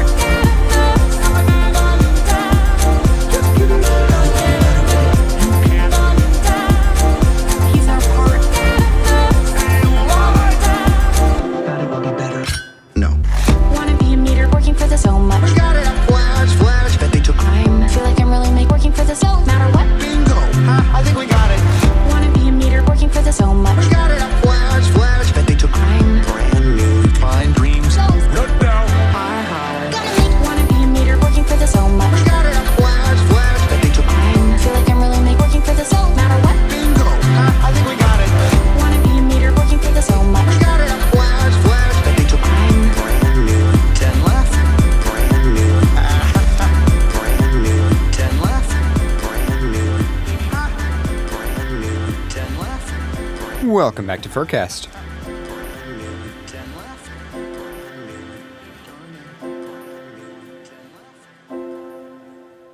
Shout out to this amazing Zootopia mashup from Smuffy on YouTube. You guys can actually download that from this guy's Bandcamp page and check out all the other stuff on his YouTube. Pretty cool guy, and he does some pretty awesome little remixes there. So, yeah, thought we would give that a quick shout out. In the meantime, we are back, I believe, and yeah, I'm just trying to think where else we want to go from here. I mean, I suppose we have. Oops, there we go. There we go. There's all the mics. Hello. Hey. There we go. Hello. Yeah, Hello. Not that one. Not that hello. I see it in your eyes. I guess we do have a roundup. I could jump into a roundup. In your soul. I need to make a lower third for Yeah, the we roundup. never did the roundup or anything. We just jumped right into the We did So just why don't we like start the show? start actual FurCast. All right, here. So New and let's, improved. So I guess the first item in the roundup is that Those are so good. They were. what's good? Pina colada. I told him to eat the pina last colada. one just so you couldn't have it. It's okay That was because like I'd my, rather like- someone else experience pina colada. 'cause So good. They were so good. So Spots did a Q&A video. He did. Hey guys, it's Spots. I found that making original skits was really difficult and time consuming, so what I decided to do was change my channel and character into a more furry YouTube friendly place. So here's part 1 of 7 of my new Q&A series. Of 7. Ask your questions on Twitter, Facebook, Instagram, Tumblr, MySpace, LiveJournal, Furaffinity. So question 1 is from, I can't use my phone with these oven mitts. Sorry guys, I'm gonna have to break the magic. So much better. But he did this whole video, and the whole thing is just, I won't even spoil it. I just go watch it. Just go watch Spots' YouTube channel. Go subscribe to it. SPAWTS. It's worth it. All of the videos in there are good. So good. Yeah, and we interviewed him and Arburn, the guys who produced that, and we need to hang out with them at some point soon. Well, they're not that far. They're not that far. Like a couple hours away. Yeah. So next thing in the roundup. Wasn't Flat Spot supposed to be on the show? Yes, soon. At some point soon. Thanks for spoiling it, you asshole.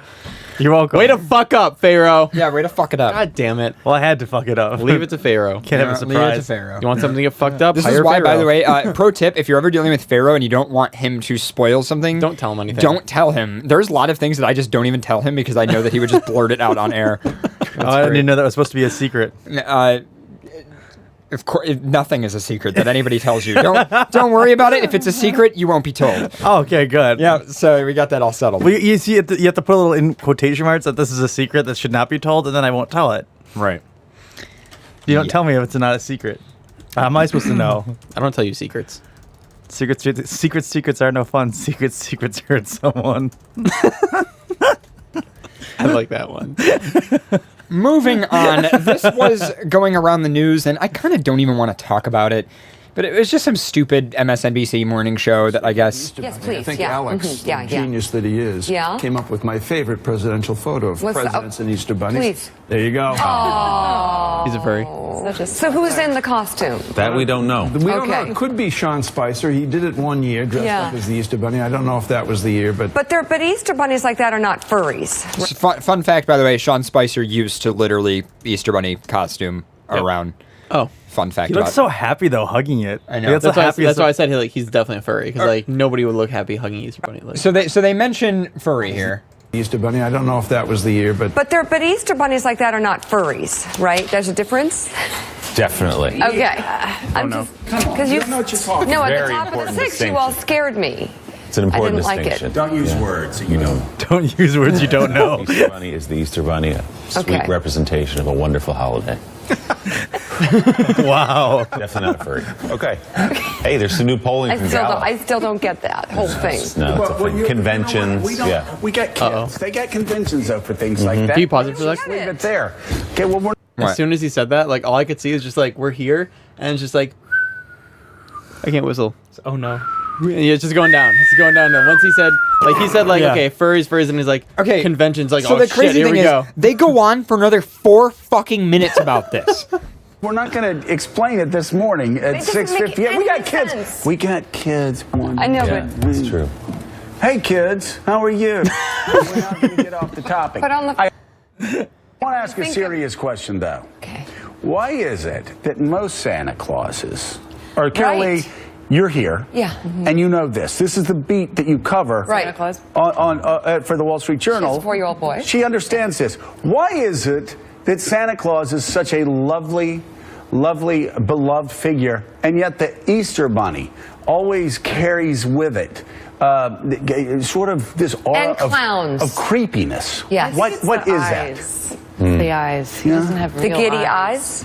Look at that. See, that's creepy. I feel like he was about to do something. Yeah, it's pretty fucking terrifying. That one is creepy. He has a real face. What? He doesn't Right. have a real face. We don't know what's happening on here. I don't want to watch the rest of it. A bunch of fucking MSNBC journalists stumbling over, like, trying to... Okay, yeah. Moving on. Traumatizes the Morning Joe team. Yeah. I love how that's the headline. Confuses Easter Bunny with furry fetishes, traumatizes Morning Joe team. So this Twitter account, I just wanted to shout this out. This is one of my favorite desktop wallpaper artists that just makes these amazing, like, warm colored wallpapers that are so cool. You can check them out on DeviantArt. I'll have them linked. Most of their wallpapers are released in 1080p, and it's just why P? It's just an image. I don't know why I said that, but anyway, 1080, and they're really, really awesome. So I just wanted to shout them out.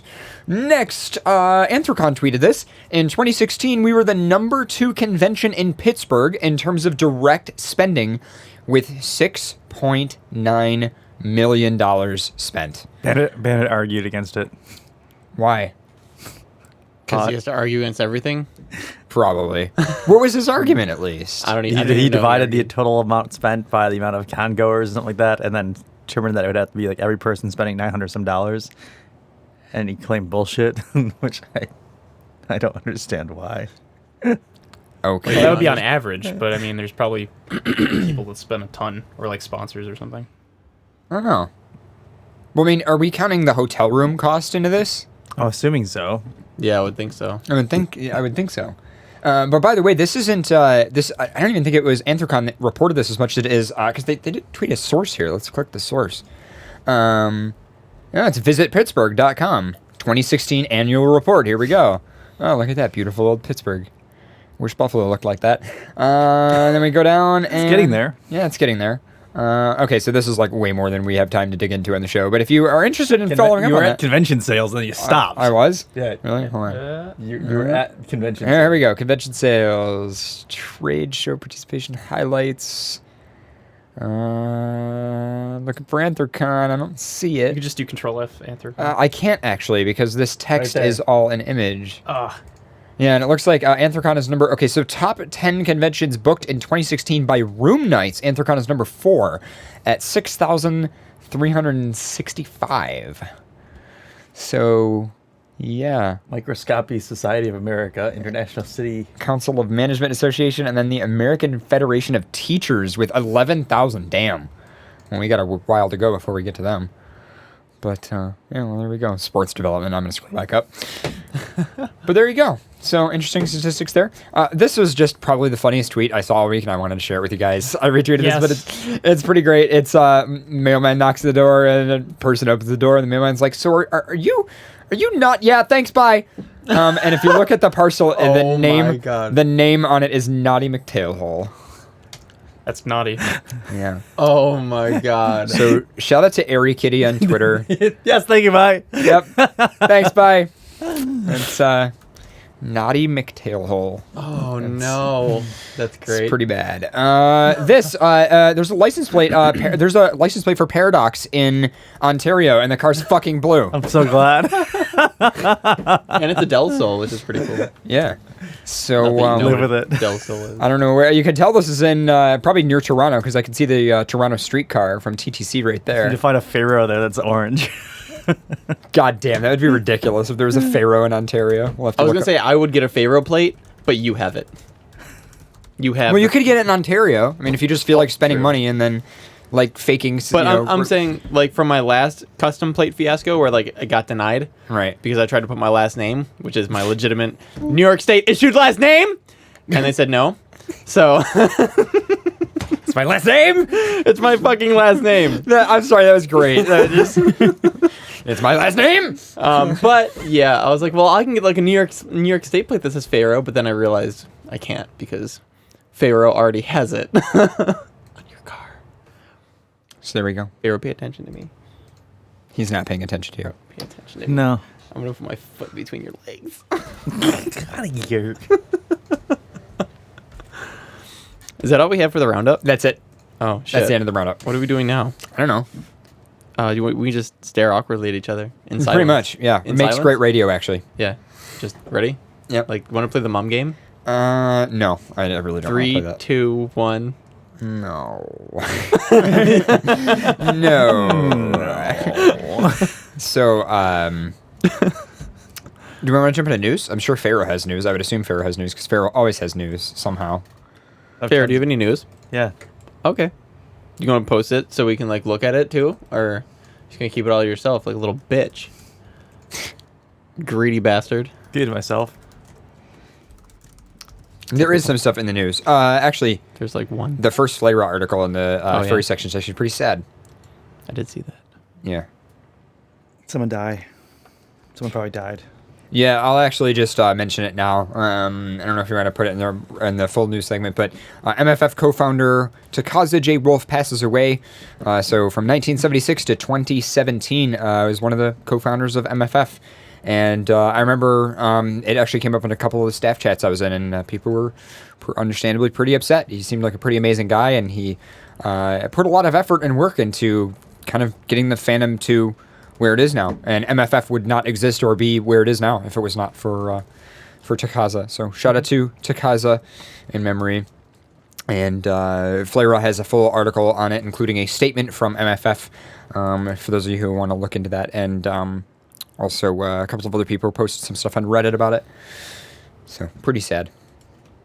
I unfortunately never had the chance of meeting him, but I did see a lot of the art. Once I started looking into the name, I was like, oh, I recognize this persona. It's one of those things where, like, you see the art and you're like, oh, I recognize all of this. And then you realize, like, how deep the history of that person goes into, like, since you've been in the fandom, you know? Like, some of the first art you saw was art from that person. It's just amazing. So. Oh, I remember his face. I remember him talking, too. Yeah. What happened? Did it say, or? Let me... Massive heart attack. Yeah, it's heart attack. Mm-hmm. Damn. That's really sad. That's shitty. Yep. But it is the front story on Flayra right now. And then we had one story under biology from last week, and then 2 stories under stupid still. Which it looks like you just added those. So there you go.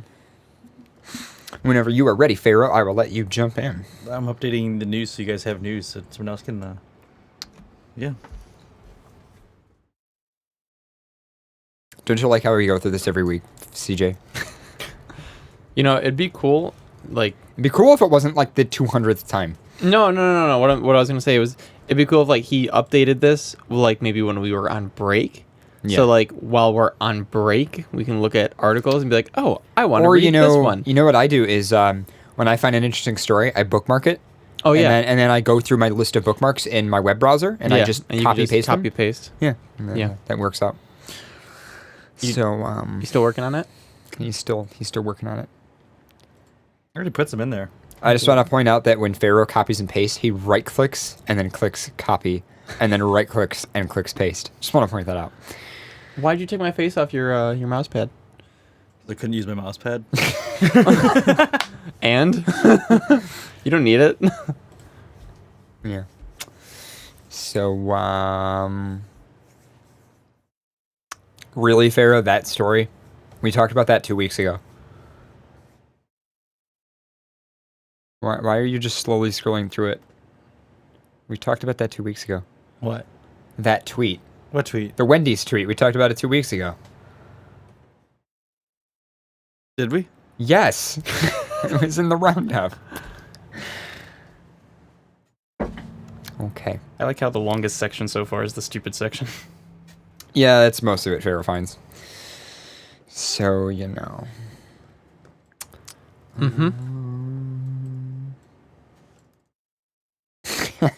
The one story that's in biology animals is actually pretty funny too.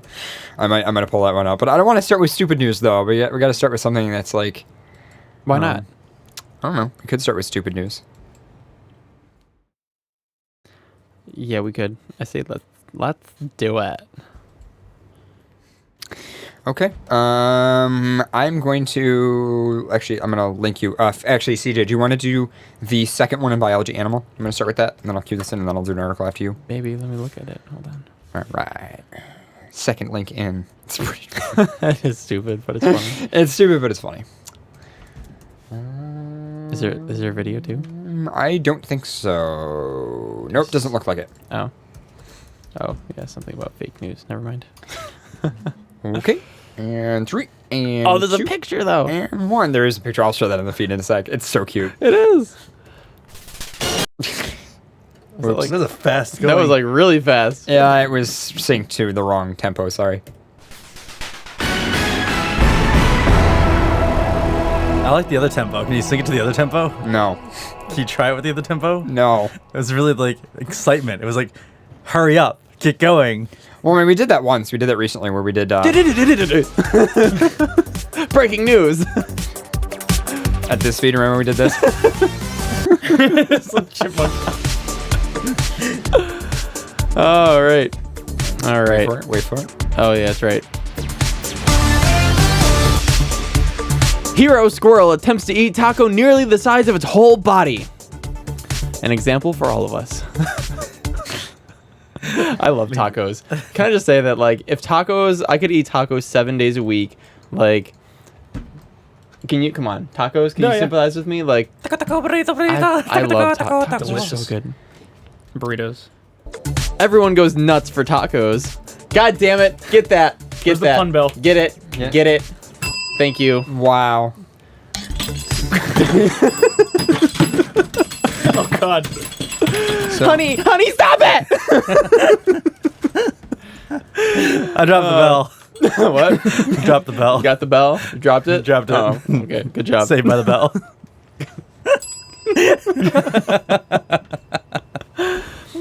Okay. I think we're ready. Yeah. Okay, everyone goes nuts for tacos, even squirrels. Well, this one anyways. Brooklyn resident Maria Bianchi recently managed to photograph a sighting of taco squirrel. A sighting of a taco. A sighting of a taco squirrel. A photograph. A sighting of a taco. I like taco squirrel. Just a sighting of a taco. No, sighting of a taco. Squirrel. Just a sighting of a taco. Sighting of a taco squirrel. A relatively rare creature in the animal kingdom. Somebody's persona.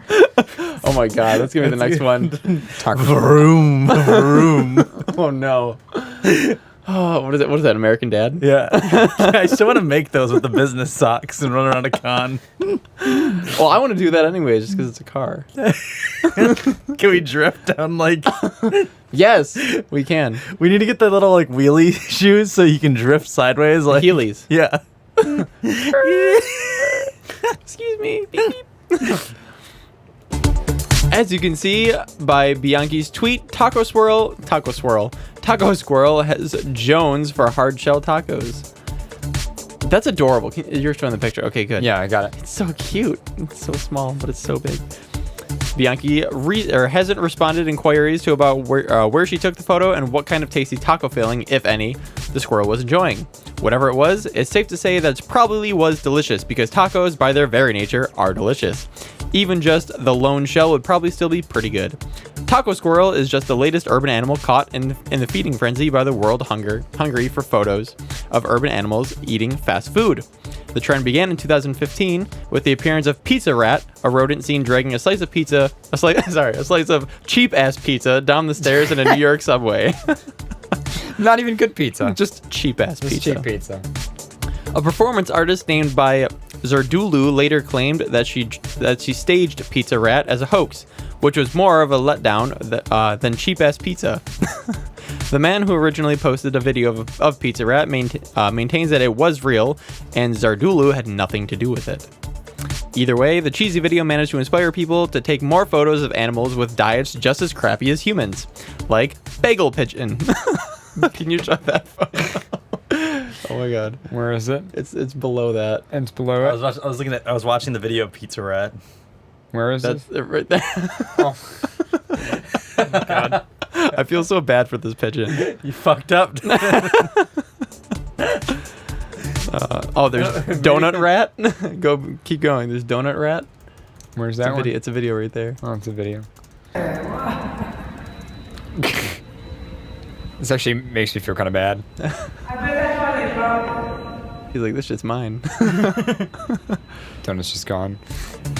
And last but not least, milkshake squirrel. Oh my. Yes.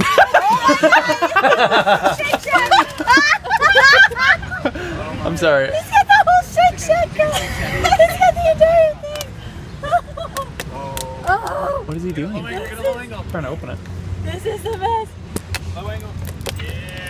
That is adorable. Get that Shake Shack. Oh! Yeah. Got it.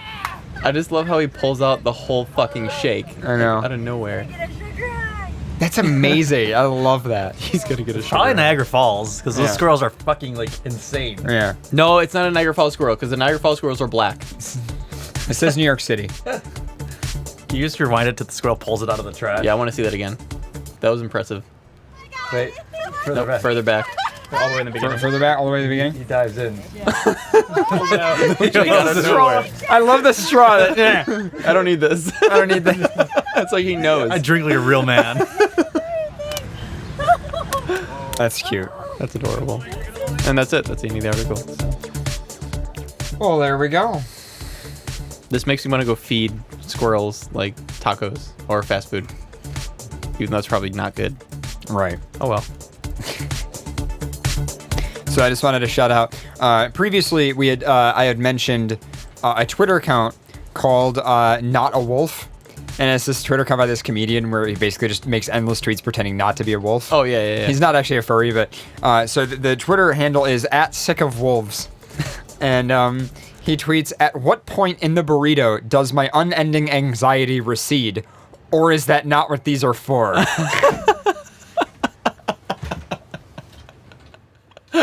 I was like... fucking incredible. I'm gonna link that in chat if anybody wants to just like. I like that too much. At what point in the burrito does my unending anxiety recede, or is that not what these are for? That's good. Like, that is just the most existential thing you could ever say about a burrito. I love it. Burritos are good. Good stuff. All right, so we got a hero squirrel story. What about you, Pharaoh? Do you have an article you want to read? Loner crayfish can handle alcohol better than social ones. Damn. That's dark. That's really dark. His little crayfish wife left him. Just sits in his little crayfish study. Well, someone thought that it was a good study to get crayfish drunk. Yo, crayfish, you want to get wasted? That's what I'm more happy about. It's science. Wow, this guy who has like no other friends seems to take it really well. I'm really drunk alone. When am I get these crayfish drunk? Hey, I mean, technically you're not drinking alone. What did you do last night? Drank with my crayfish. Because that's normal. For science! Can we catch crayfish and get them drunk now? Let's get crayfish wasted. Get cray cray. Cray cray. Shit. Well, there goes that one. Let's get cray cray.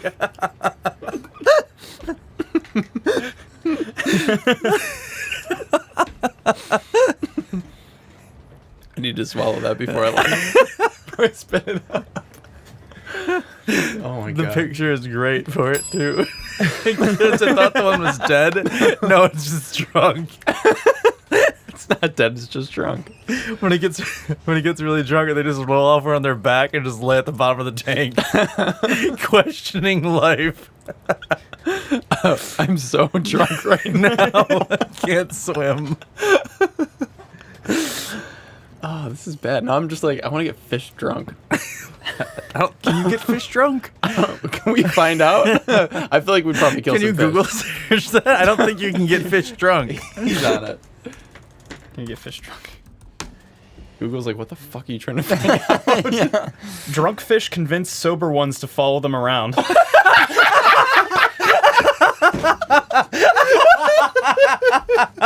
It's like an inverse designated driver. That's like real life. Designated swimmer. Show title, Designated Swimmer. Do you guys have Follow me, I know where the reef is. drunk swimming? Do you guys have a DS? A what? A designated swimmer. Just keep swimming. Just keep swimming. Keep swimming. I'm just so drunk, I just keep swimming. Where's home? The real story behind Finding Nemo. So fucking drunk, where's home? Oh my god. That's good. That's so good. I feel like you need to read that article next. Yeah. I'm so happy you found that.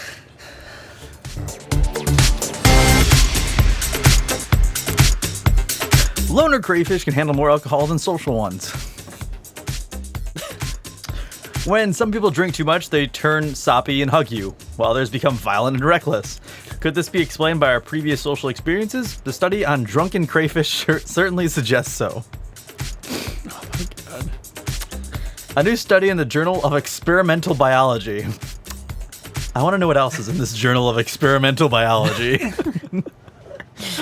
If you have time to get crayfish drunk, there's some amazing experiments here. What if FurCast is an experiment that just went really wrong? It's not. You'll ruin the experiment. It's a double-blind study. Shit.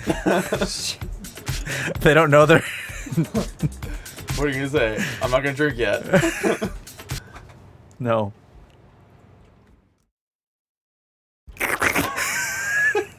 I hate you. You know anything will make me laugh. But no, I'm not. I was gonna make drink noises for you. No thanks. I'll make them myself.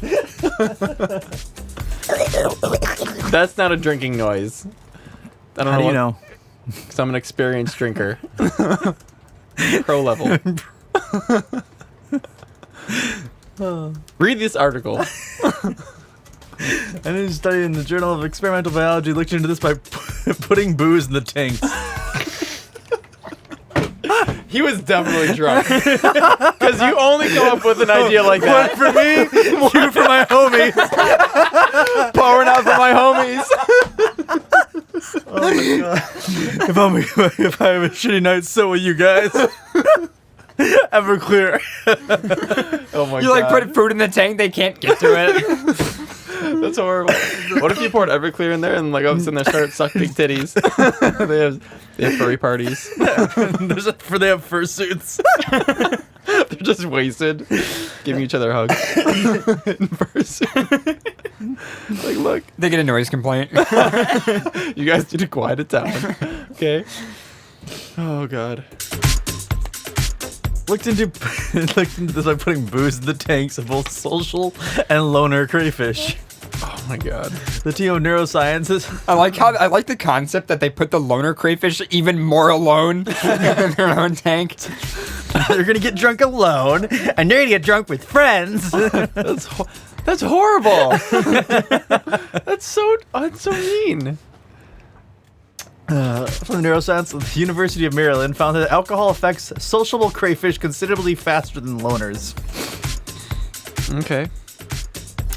During the experiment, the crayfish were noted to have three stages of drunkenness. I'm ready.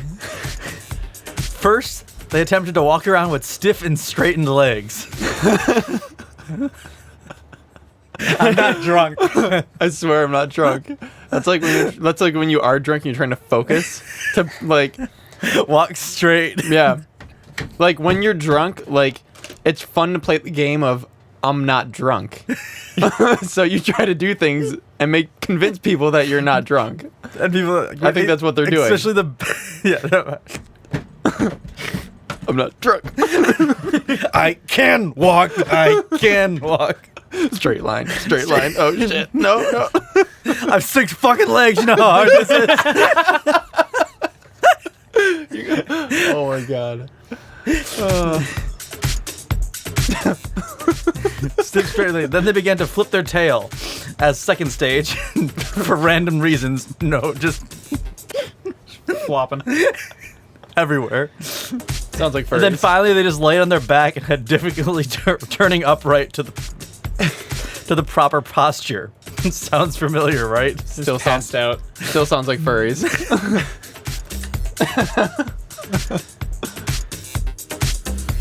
This species, Procambris clari, was chosen as the guinea pigs as they have proven themselves to be good models for measuring the effects of drugs. So they've tested other drugs on these type of crayfish. Reminds me of that one video, like the parody of the Canadian research where they give different drugs to different spiders. Oh god. It's an old video, but really? I knew it was just fake. It's not. It's fake. Oh. Like the crack cocaine spider goes out like driving a car. Yeah. I've seen that. Forgot about that. Cats in boxes. Oh, so they did. So it tells you the perfect guinea pigs for proving themselves to be worthy models for measuring the effects of drugs, as shown in the other experiments that they used with these same critters, such as their behavior after taking recreational drugs like amphetamines and cocaine. So this is real. Cocaine crayfish. I don't know why this makes me happy. I feel like I'd be arrested for buying cocaine. What are you doing with this coke? I'm feeding it to my crayfish. They're addicts. My crayfish is a bad habit.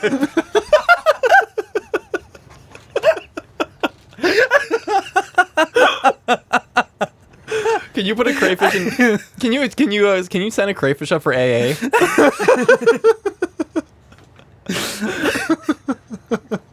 I wonder if you can get out of a drug charge if you were just feeding cocaine. Like if you went to Buffalo and bought cocaine, the cops raided your house, and all of it was in a crayfish tank. He's got a problem.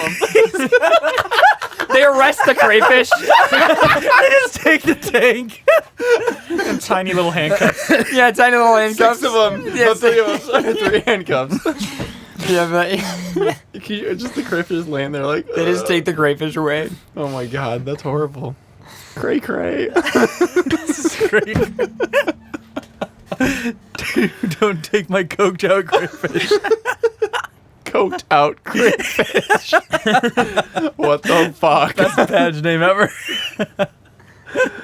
Oh god. Coked out cray cray. Sigh.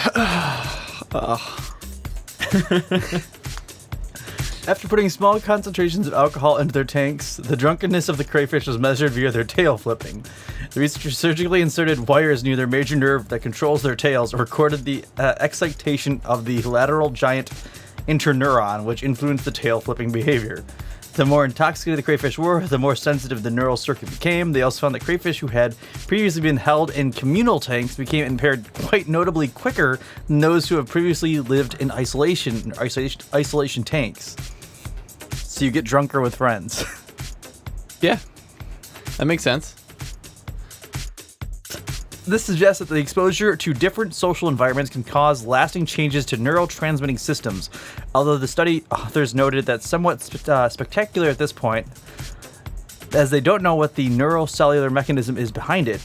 Alcohol is a complicated drug, Jens Holdberg said from the University of Maryland, explained in the statement that our study shows that the social experience can change the sensitivity to acute alcohol. He adds that inebriated people could potentially have different responses to alcohol depending on their prior social experiences in life. Of course, crayfish are very different than humans, but Herb Holtz believes that these drunken crayfish could hold a potential to helping us develop and better understand treatments for humans suffering from alcohol abuse and the point of the future.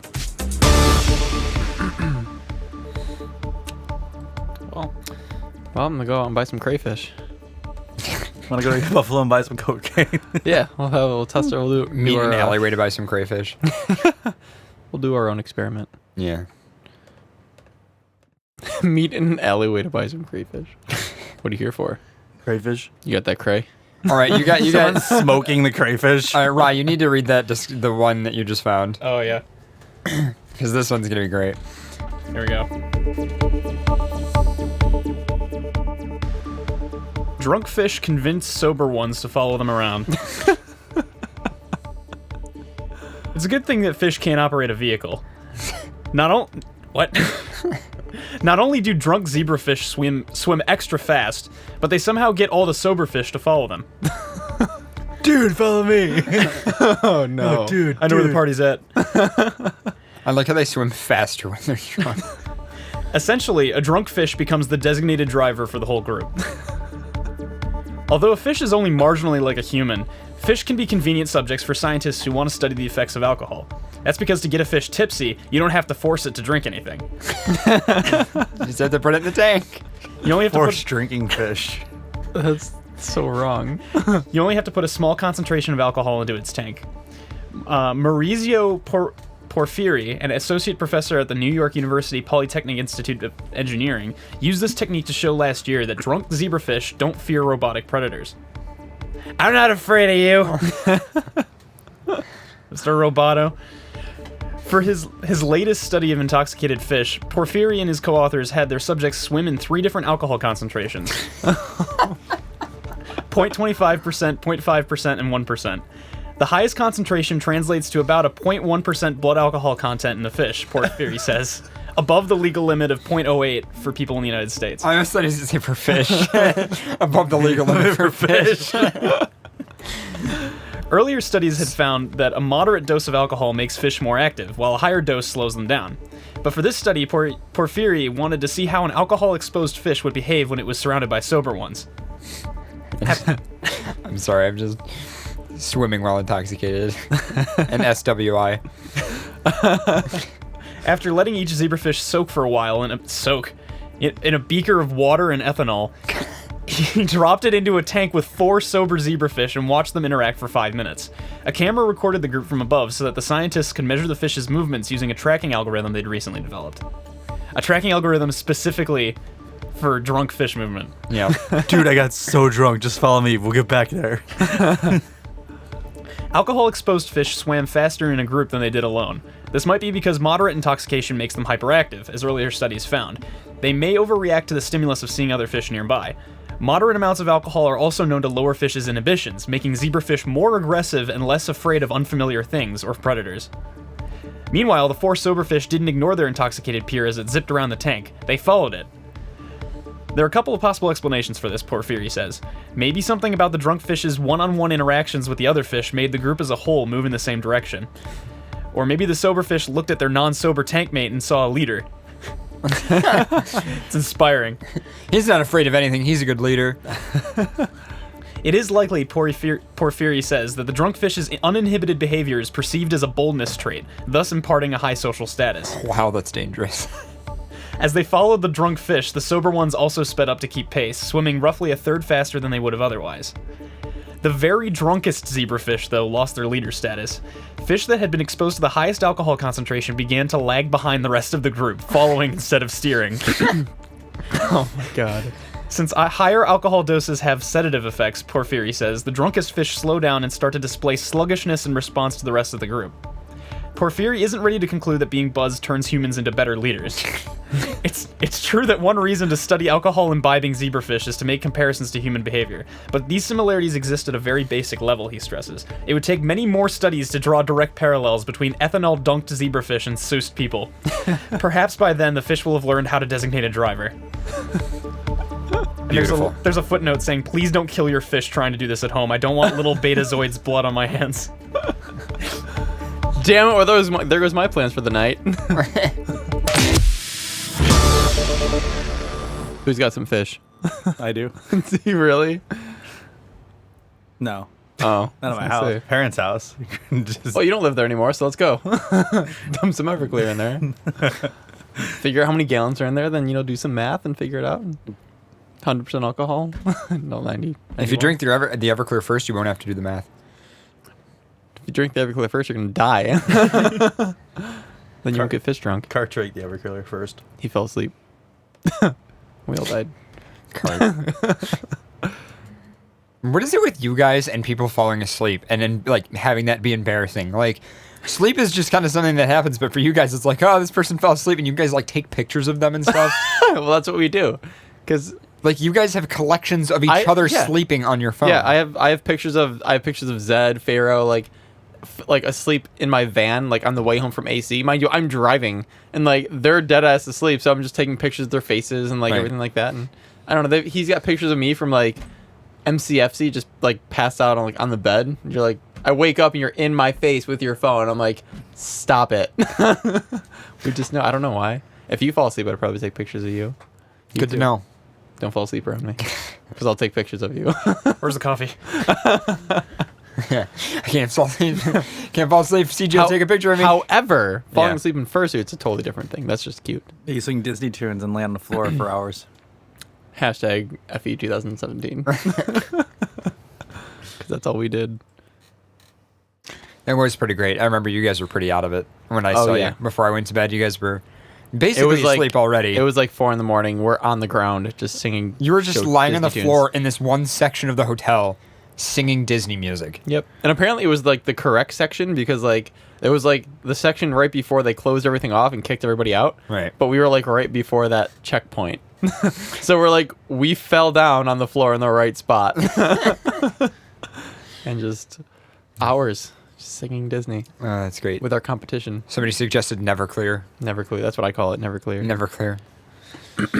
Very nice. Mm-hmm. Okay. Well, I don't have anything else unless Pharaoh has something or. Pharaoh, do you have anything more? I have drugs.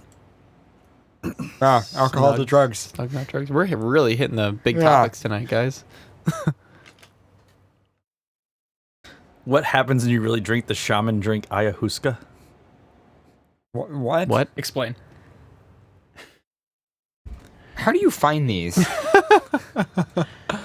What's an ayahuasca? It's AYAHUASCA. Okay. Ayahuasca. What is it? Ayahuasca. Ayahuasca.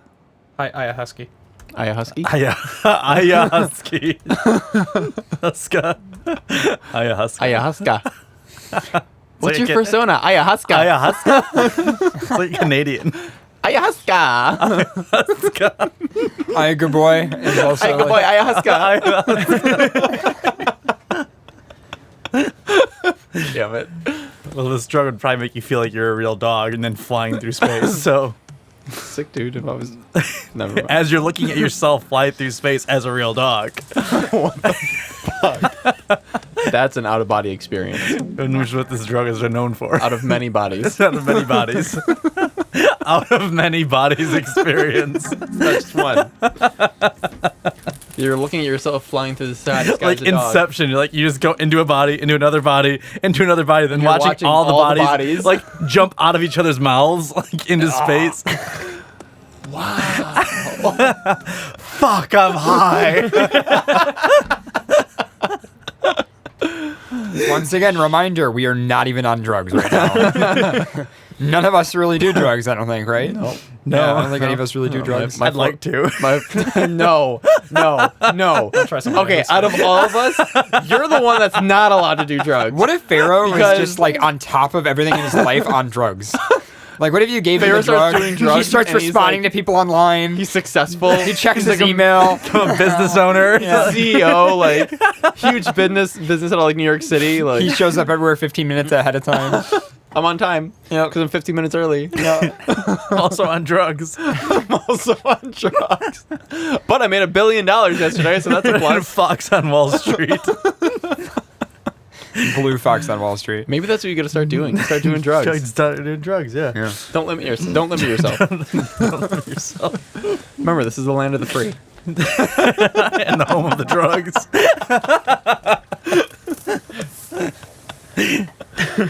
Oh God. Anyhow, ayahuasca is arguably the most powerful hallucinogen on the planet. Until recently has been written off by lawmakers and academics as a dangerous narcotic fit neither for consumption nor scientific investigation. Yet indigenous Amazonian communities have been using the ayahuasca to treat all manners of physical and psychological ailments for centuries. And thanks to a recent spike in Western intrigue, the doors to research into the consciousness-altering liquid are finally opening. Want to go on my scientific study and a journey through time and space? Join me. Yeah. What is ayahuasca? Ayahuasca is a psychedelic brew used in shamanic healing rituals in the indigenous rites throughout the Amazon. It is made by boiling the leaves of the plant called the Chucara Psychotria viridis with the ayahuasca vine Bananopius copia.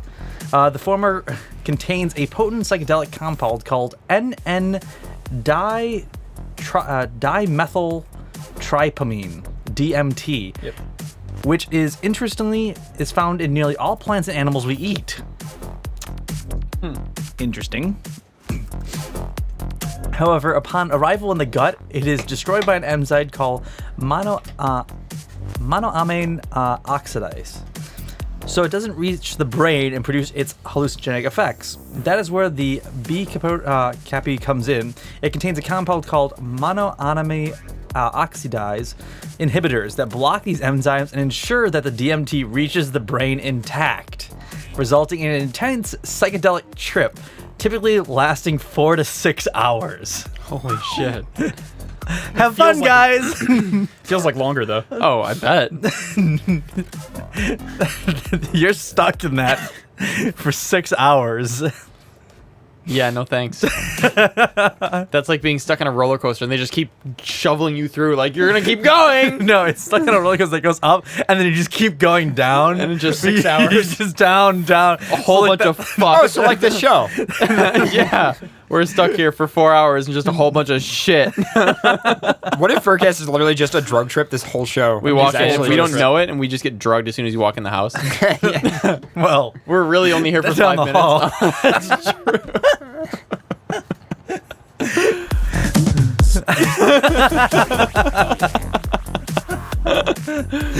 No comment. Anyways. Are you done? No? You're not done? Is ayahuasca dangerous? Yes.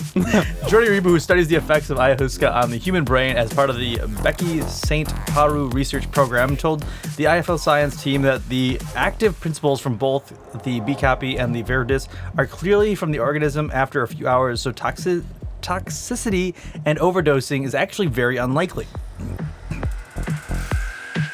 So the effects of it are cleared after a few hours, no matter what. However, while the brew may still be safe from a physical perspective, Reba says that without correct preparation, taking ayahuasca trip can be psychologically damaging. Jeez. Not physically damaging or anything. Psychologically damaging. Okay. So if you can't stand the trip, or if hands come out of the walls. Yeah, no. No. That'd be fucking scary. Like I would if start all shitting the myself. walls just hands came out and just like started trying to grab you. No. And out of the floor and you could not escape it. No. Not at all. No. None of that seems any. No. No. I don't want to be. I don't know.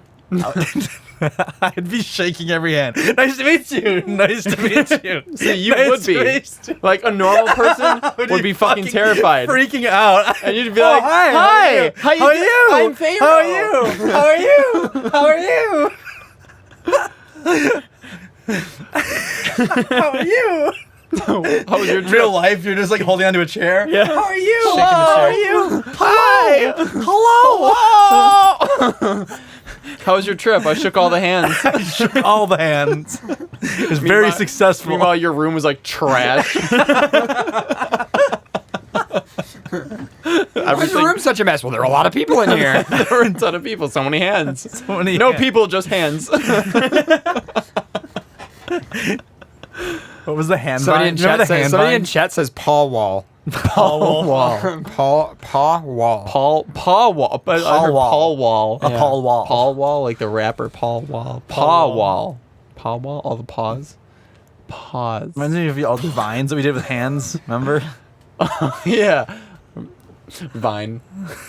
Bless. What were those called? I forgot. Hands. I think it was just hands. Is it still on Vine? Like, can we still? I'm sure it's still on Vine.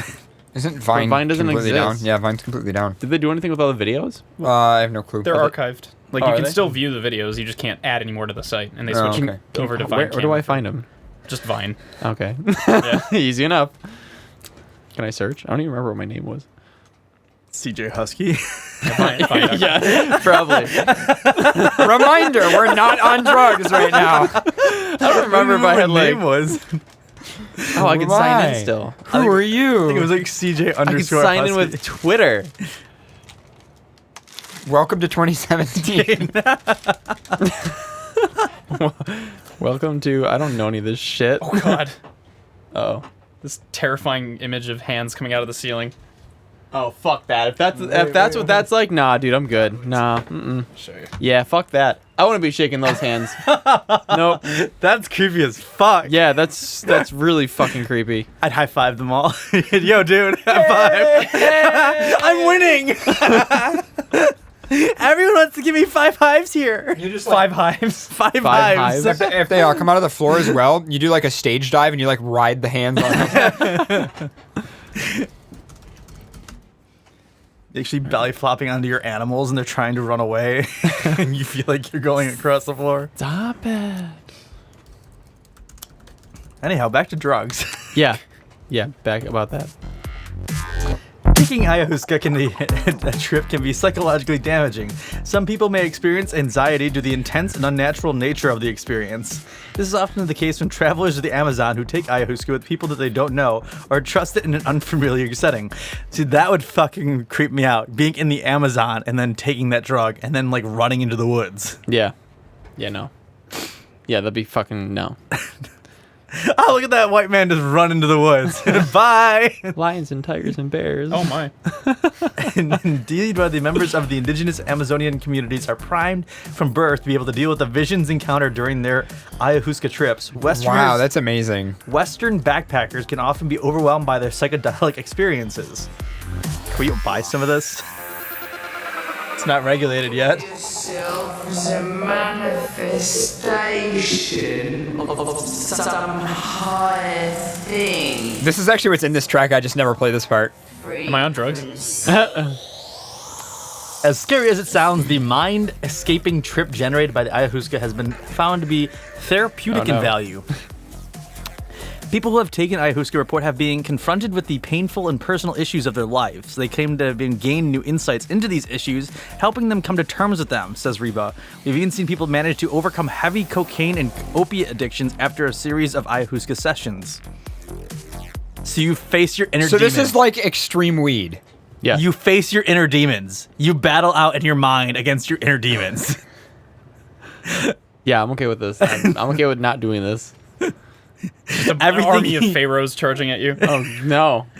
Everything you fear in life, you have to battle in your head. If Pharaoh has to battle Taurs.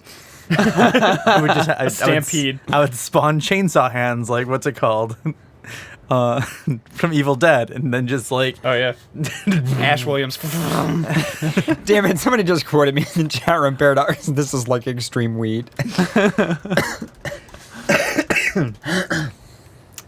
Amazingly, one Becky Sant Pau study found that taking ayahuasca produced an antidepressant effect in individuals who have failed to respond to any other treatments for their depression. Even more remarkable was the fact that these improvement in symptoms was noticed almost immediately after taking the ayahuasca sessions and persisted for several weeks afterwards. A period Reba calls the afterglow effect. So literally you could take this drug once and be cured of depression for weeks. Okay. You battle out your depression in your mind and defeat it. This drug sounds kind of cool. Yeah. I want to try some. This drug sounds kind of cool. Yeah. That's, See, but... I don't know how I would feel about battling all my fears and everything at once. Like, be strong. I'm prepared to fight a few. Like, yeah, like about all of them at once. I can maybe handle Be one or strong. one or two at a time. Like that's tolerable. Like I could take care of that, no problem. But like everything at once. Well, you're a superhero in your own mind. I'm a husky in my own mind. You bark the fears away. away. I mean, I could handle fighting Pharaoh and being required to wear a suit and tie at work. But I don't know if I could really... Instead of the song "Fuck the Pain Away," just bark the fears away. Bark the fears away. Bark. Dude, what if you just started barking and that like made all of your fears go away? Like Sonic Boom barks. Like, Bob! Just a boof. A boof. to bring back the old meme, I'm a fire in my laser. Like that. Oh, yeah. Oh, God. That'd be cool. I'd be okay with that. You'd be in your own mind. You could be a husky in your own mind, and then you'd fire a laser. Fighting all my fears at once. Or you could shit rainbows, and like all your fears would just like dissipate into gay orgies or something. Okay. It's your mind. You can make anything happen. True. Yeah, I'm not gonna do this drug. Except you'll never escape me from your mind. I'll always be there watching. That's how I am. I regret meeting you. It's like a scar that you just, no matter what, you can't. It heals over, but there's still the scar that's always there as remembrance. Just That's a me. reminder. Pharaoh's always there. Always be there. I'll be there for you. I'll be there for you. That was so wrong. I was so totally off pitch. I'll be there for you. I'll be there for you. There you go. That's wow. I'll be there for you. Do you have that song? No. He's like, no, I don't. Wait, is that? Anyway, Yeah, I think I do actually. The Friends theme. Yeah, I think I have it somewhere. Were you not done with that? No. God damn it. We get distracted by huskies firing laser beams and battling their mental issues. And then the Friends theme song. Harnessing the ayahuasca. Oh shit. I just the article jumped. Control F to what you remember. Harnessing, this is right before the Amazon picture started. Harnessing the ayahuasca afterglow may therefore lead to faster, long-lasting treatments other than those currently being used for depression, such as SSRIs and other drugs. Uncovering the neurological mechanisms behind the afterglow effect is the next big challenge for ayahuasca researchers, and several pieces of the puzzle have already been discovered. It's why you don't see any depressed people in the Amazon. We found that the brain connectivity changed in the 24 hours following the ayahuasca session. Explaining to Reba, during this period, the brain areas associated with creating and maintaining the sense of self become more connected with other regions that process emotions and autobiological memories. Interestingly, the magnitude of this effect was found to correlate with an increase in certain key traits associated with mindfulness, which is the main goal of the meditation, and is measured using an array of scientific validating questionnaires. Delving deeper into the mystery, Reba and her team found that long-term ayahuasca users exhibit shrinkage to the brain region called the posterior cingulate cortex, PCC. Amanda Fielding, who founded and directed the Becky Foundation, told IFL Science that the PCC is a major hub center for the default mode network, which censors and represses perceptions, leading to rigid patterns of thought and cognitive underlying psychological disorders like depression, addiction, and post-traumatic stress disorder. However, brain imaging studies have shown that under the effects of the psychedelics like DMT, LSD, and psilocybin, I can't pronounce that one. It's the mushroom one. Psilocybin. Psilocybin? Yes, psilocybin.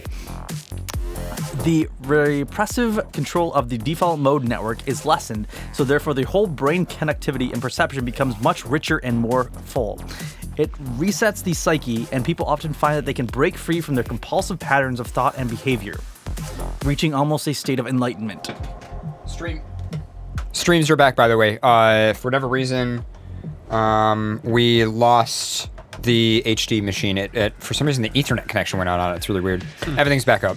The reduction of size of the PCC may well produce this meditative effect in the ayahuasca drinkers, although it is unlikely to be the only factor. For instance, a separate study revealed that how a type of brainwave called alpha waves is markedly reduced during the ayahuasca trip. Given much of the activity of the default mode network is coordinated using alpha waves, it is perhaps unsurprising that this reduction was also correlated with an increase of mindfulness.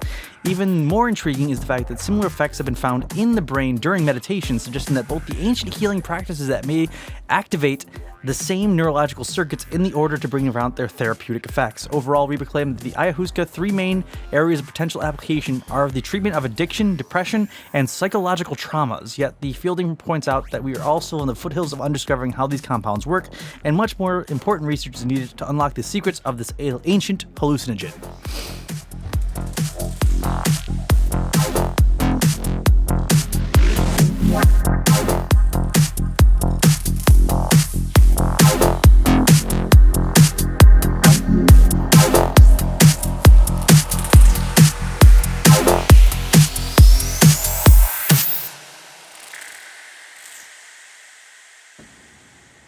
In the meantime, just a PSA, guys. Whenever any of our streams go down, refreshing the page is not going to fix it. There's a gear menu in the video player that will let you select different streams.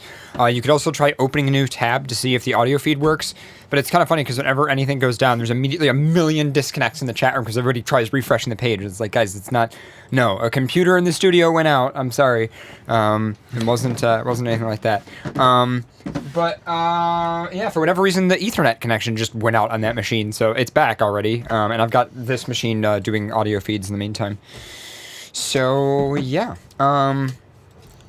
Anyway, I'm going to be distracted dealing with that for a second. So I don't know if you guys got more news or want to go on a break or something. We can do a break. Never mind. I don't actually want to. YouTube would hate us. Yeah, you're right. Since I have one last short article on drugs. Well, we're on the topic. You're the topic? Since we're on the topic. Oh, I thought you said you're the topic. I'm like, what? Okay, go ahead. Psychedelic drugs induce a higher state of consciousness in human beings.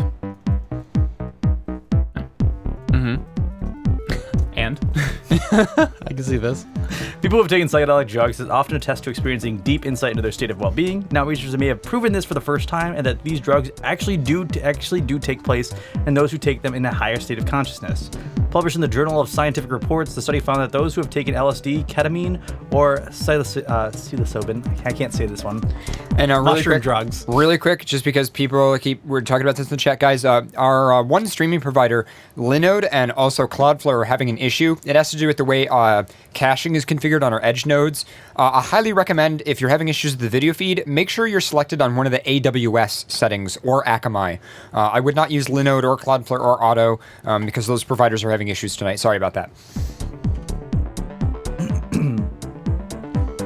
So all these different psychedelics actually increase the expansion of one's own consciousness, and they can predict positive outcomes.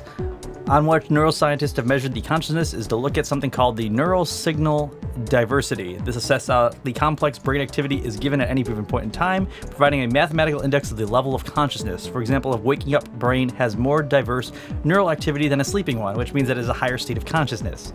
When the researchers of the University of Sussex and the Imperial College of London looked into the neural activity of diverse volunteers given one of the 3 different psychedelic drugs, they found that something was surprising. The brain signal diversity was higher in those that who have taken the drugs compared to the baseline of someone who is just simply aware and awake, suggesting that these have a higher sense of consciousness.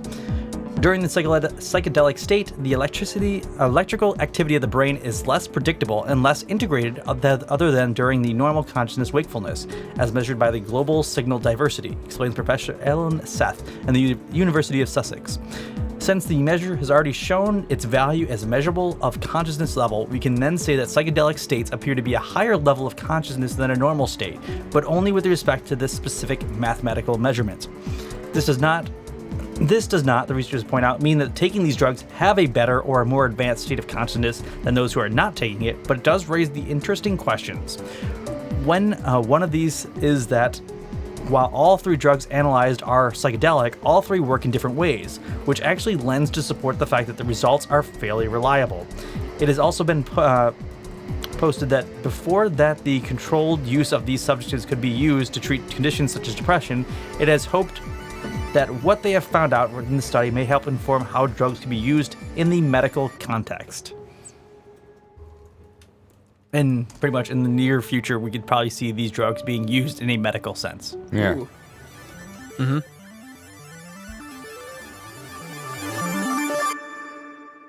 All right. Do we want to go on a quick break? That's interesting, though. LSD being used in medical senses. That is pretty crazy. But then again, the mushrooms psilocybin, magic mushrooms, have been also shown to be a lot of, like, curing depression and, post-traumatic stress disorders. Yeah. Yeah, guys, we have 2 different computers in the studio. One does HD, one does SD, and both can do the audio streams. And the computer that does SD for some reason, the Ethernet connection on it failed. I don't know why. So, of course, that stream went down. But the HD video is still up. And then eventually my other computer picked up the audio streams. But it's fixed. It's back. It's working. I don't know what that was. Probably because I was fiddling back there a lot trying to put in all the new cards. And like I said, we are going to be broadcasting in 1080p next week, which is pretty exciting. And thank you to all of my friends who've been helping with that a ton. And thank you to Rye as well for buying that camera, because that also helps us upgrade yet another camera in the studio to being a good studio camera. We won't have any overheating issues anymore with cameras, which would be pretty cool. No problem. So, and we got the spider converter. So Spoilers. No, thank you. Yeah. No, thanks. Anyway, you guys are listening to FurCast. We'll be back after a quick 10 to 15 minute music break. I hope you guys do enjoy. If you're not in chat, join chat. Furcast.fm/chat. Come be nerds with us. It's so much fun.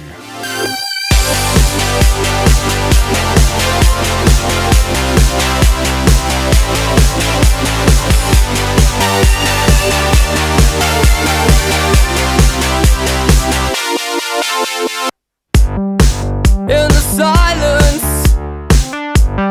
watching faces brighten. We are islands, the heart is the sea, and the sound of music, the truth will move you. We are climbing out of the past, the past, the past. We are alive and living life inside the human heart is fire. And when you burn to shine. Ignite the future, take us higher. We are alive and living life inside the human heart is fire. And when you burn to shine. Ignite the future, take us higher.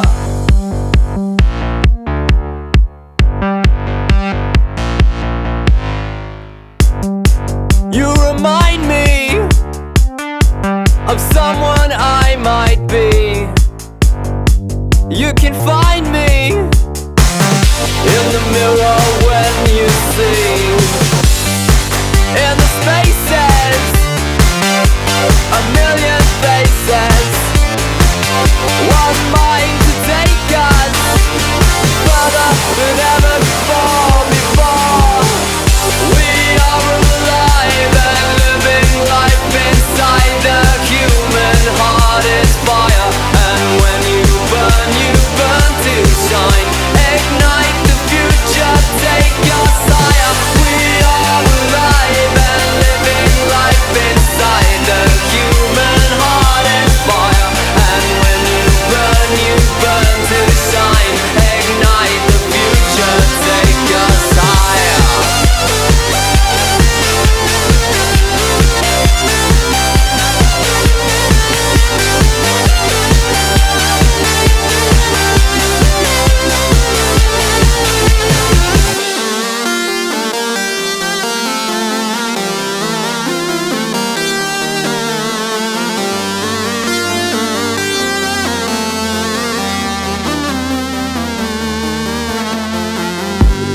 Doesn't matter who you are, you are all stars, and you will have your time to shine. Living yours, I'm living mine. It doesn't matter who you are, we are all stars, and you will have your time to shine. You're living yours, I'm living mine. You're living yours, I'm living mine. You're living yours, I'm living mine. You're living yours, I'm living mine. You're living yours, I'm living mine. You're living yours, I'm living mine.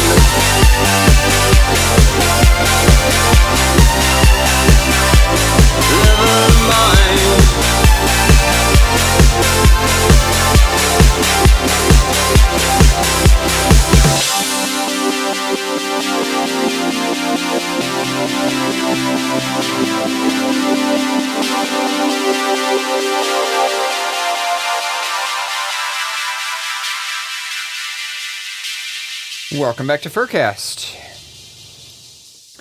And let me just set the metadata. It says FurCast Live. Yeah, the Twitter bot actually should have tweeted all of that finally. Hey, are we back? Yeah, we're back. Oh. Yeah, good stuff. I'm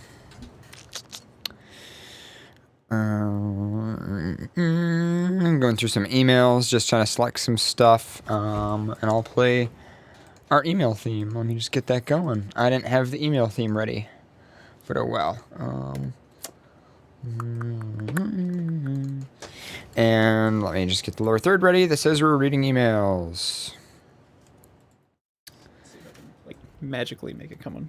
Magically make it come on? Yeah. Well, not yet, because we got to play the video first. I don't get to read any stupid news.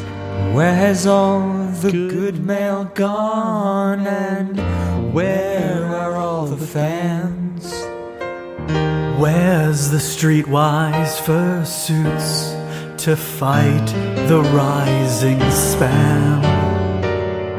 Isn't there a white knight upon a centaur steed? Late at night, I toss and I turn and I dream of what I read. All right. And now the lower third's going to come out. Boop, boop. And I guess we'll save that for next time. Because there's the body snatchers. Why didn't you say that earlier? When I asked you what we were doing next. Can you play the email theme in reverse? I could if it was on this computer. I can't on there, I don't think. Someone tried to steal the body of the person that developed Ferrari and then hold it for ransom for a Ferrari. Why would we read that? That's genius.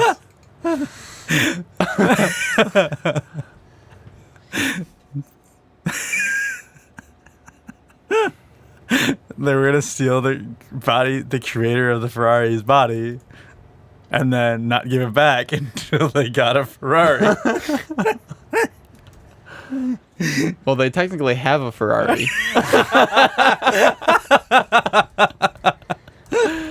By definition, they have a Ferrari. Wasn't the company just was like, yeah, well, you have a Ferrari. You have one.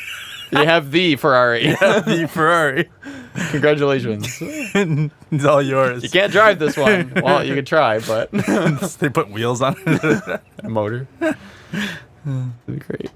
That wouldn't be great. That'd be so fucking creepy. Okay. Please don't ever do that. I'm going to. Use your body as a car part. No. If you were a car part, which car part would you be? What car part do you identify as? Exhaust. Me, I don't know what I would be. I don't know why I'm thinking of this now.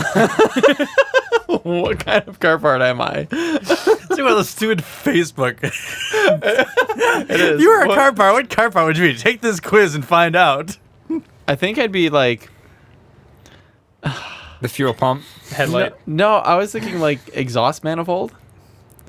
Like, I get rid of all the shit.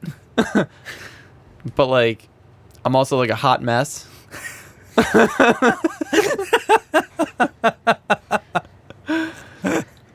But I'm also really important in the way everything works. No, that was very... No, I'm not important. What am I trying to... I don't know. Maybe I'm not. I don't know. You pollute too. I pollute. What if you're the oil pump? So you like lube everything up? I just lube everything up. Yeah. No, I don't see him as an oil pump. No, I'm that oil pump kind of guy. Yeah, you don't get me lubricated, so a windshield wiper. I wipe all the tears away. God's tears. I wipe away God's tears. What's your job? I wipe away God's tears. Windshield wiper. Windshield wiper. God tear remover. Oh, shit. No, I'd definitely be like, I don't know. I have no idea. This Nitrous. No. A turbocharger? No. Chassis? Yeah. Good to ride. The whole car. That's cart. Your body just gets used. Cart's a chassis. He is kind of good to ride in. Yeah. It's good to ride on. And on. And on. Yeah. And in. And in. And on again. And He could fit multiple people. That bothers me. Front and back. That bothers me even more. I don't want to think cart in sexual positions because it just makes me. Can I touch your dipstick? Okay, we need to like get off this. I'll be a dipstick. That's probably what I am. I'm just a dipstick. Like it doesn't really matter, and like you only use it to find out one thing, and then you put it back. Like you don't ever think about it. You don't take care of it. I'm a dipstick. This went dark so fast. You get cleaned like once every 6 months. Yeah, if that. You get a little wipe. You wipe once. I only see daylight like once every exactly. Yeah, that's it. Other than that, they just stick me in lubricants. They stick how much lube is on your body determines enough, and that's all you're good for. That's all I'm good for. That's all you're good for is how much lube is on your body. Just for one use. That's it. Yeah. One thing. A fucking dipstick. I identify as a dipstick. I'm not even one of the cool ones. Like some of them like twist at the bottom. I'm just like a straight piece of metal. Like What's very meek? boring. Are you differential? That's straight. No, meek is like a car that's in a junkyard. Like a nice car that was in a junkyard. It has to be a car part, not a whole car. Well, he is the whole car. I don't even know what he is. He's a wreck. He's a car wreck. One of the things though is the speedometer is just completely uncalibrated, so it just runs at the wrong speed. That's why he's late. You like hit the brakes. Part is he? You hit the brakes, the speedometer starts going up. You're like, okay, that's not right. You know when you're. I feel like honestly, Meek would be an uncalibrated speedometer. Like you're slowing down, but it's just going faster. Yeah, or it's an odometer that counts backwards.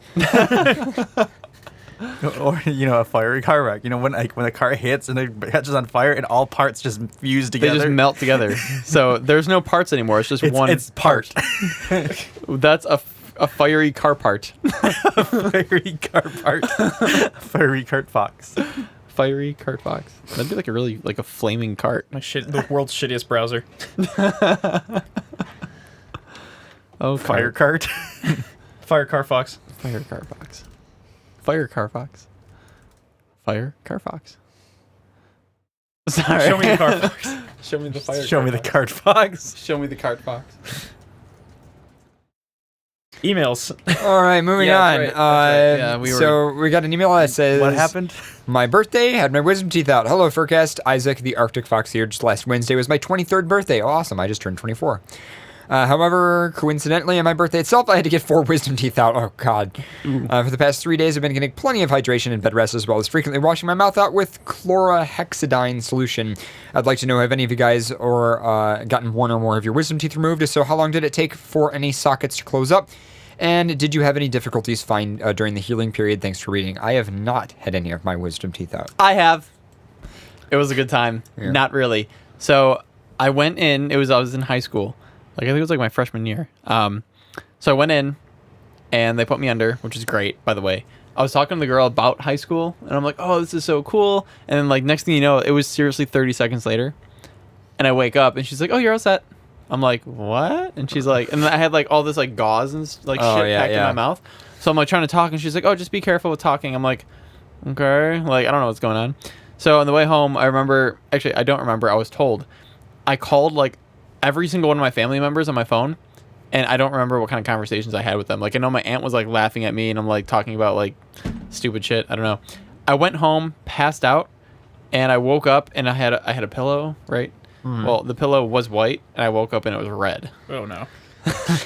While I was sleeping, I was sleeping on my face, and just blood just started just pouring out. God, it was disgusting. And I woke up and there was where my face was, it was a whole thing of blood. I'm like, what the fuck is happening? And yeah, that was a good time. I think for them to heal, I think it took I don't know, maybe a week or so before I was actually able to I don't remember. Maybe it wasn't. Maybe it was a couple days. Yeah. But I remember everyone's do not get dry sockets because that's the most painful thing ever. Really? You want it to heal correctly. Yeah. Did you get them out? I have one that still hasn't come in. Oh, really? Yeah, oh, it's just sitting there. Just chilling. Yeah, I have I think I think my wisdom teeth are, they're just sitting there, and they're just not sure yet when. Yeah, they're like, maybe one day. Mine came in fully, and then they were like, oh, well, you can have the ones at the bottom because they're going to push your teeth together. Yeah. The ones at the top were fine. They didn't actually, my mouth was big enough that could support the ones at the top, but couldn't support the ones at the bottom. But they're like, yeah, you have to take them both out. You can't have just ones on top because they'd bite into gums. And I was like, well, it's not fair. I want the ones on top. So you had them out? Yeah. Good experience? Bad experience? Didn't hurt me at all. I didn't even take any painkillers. I didn't either. And mine healed in a week. Yeah. I literally had like the best experience. Like everyone else was like, I was in so much pain. I was like, oh, the next day I was eating food, chewing bubble gum. Yeah, I wasn't in any pain. And I didn't take any of the painkillers they gave me. It was just like an inconvenience at most for like a day or two. And plus, there's all kinds of discoloration and stuff that happens around your jaw. Actually, funny. I have so not this past FE, but last FE. A good friend of mine, Wrath, who's also going to be here next week, by the way.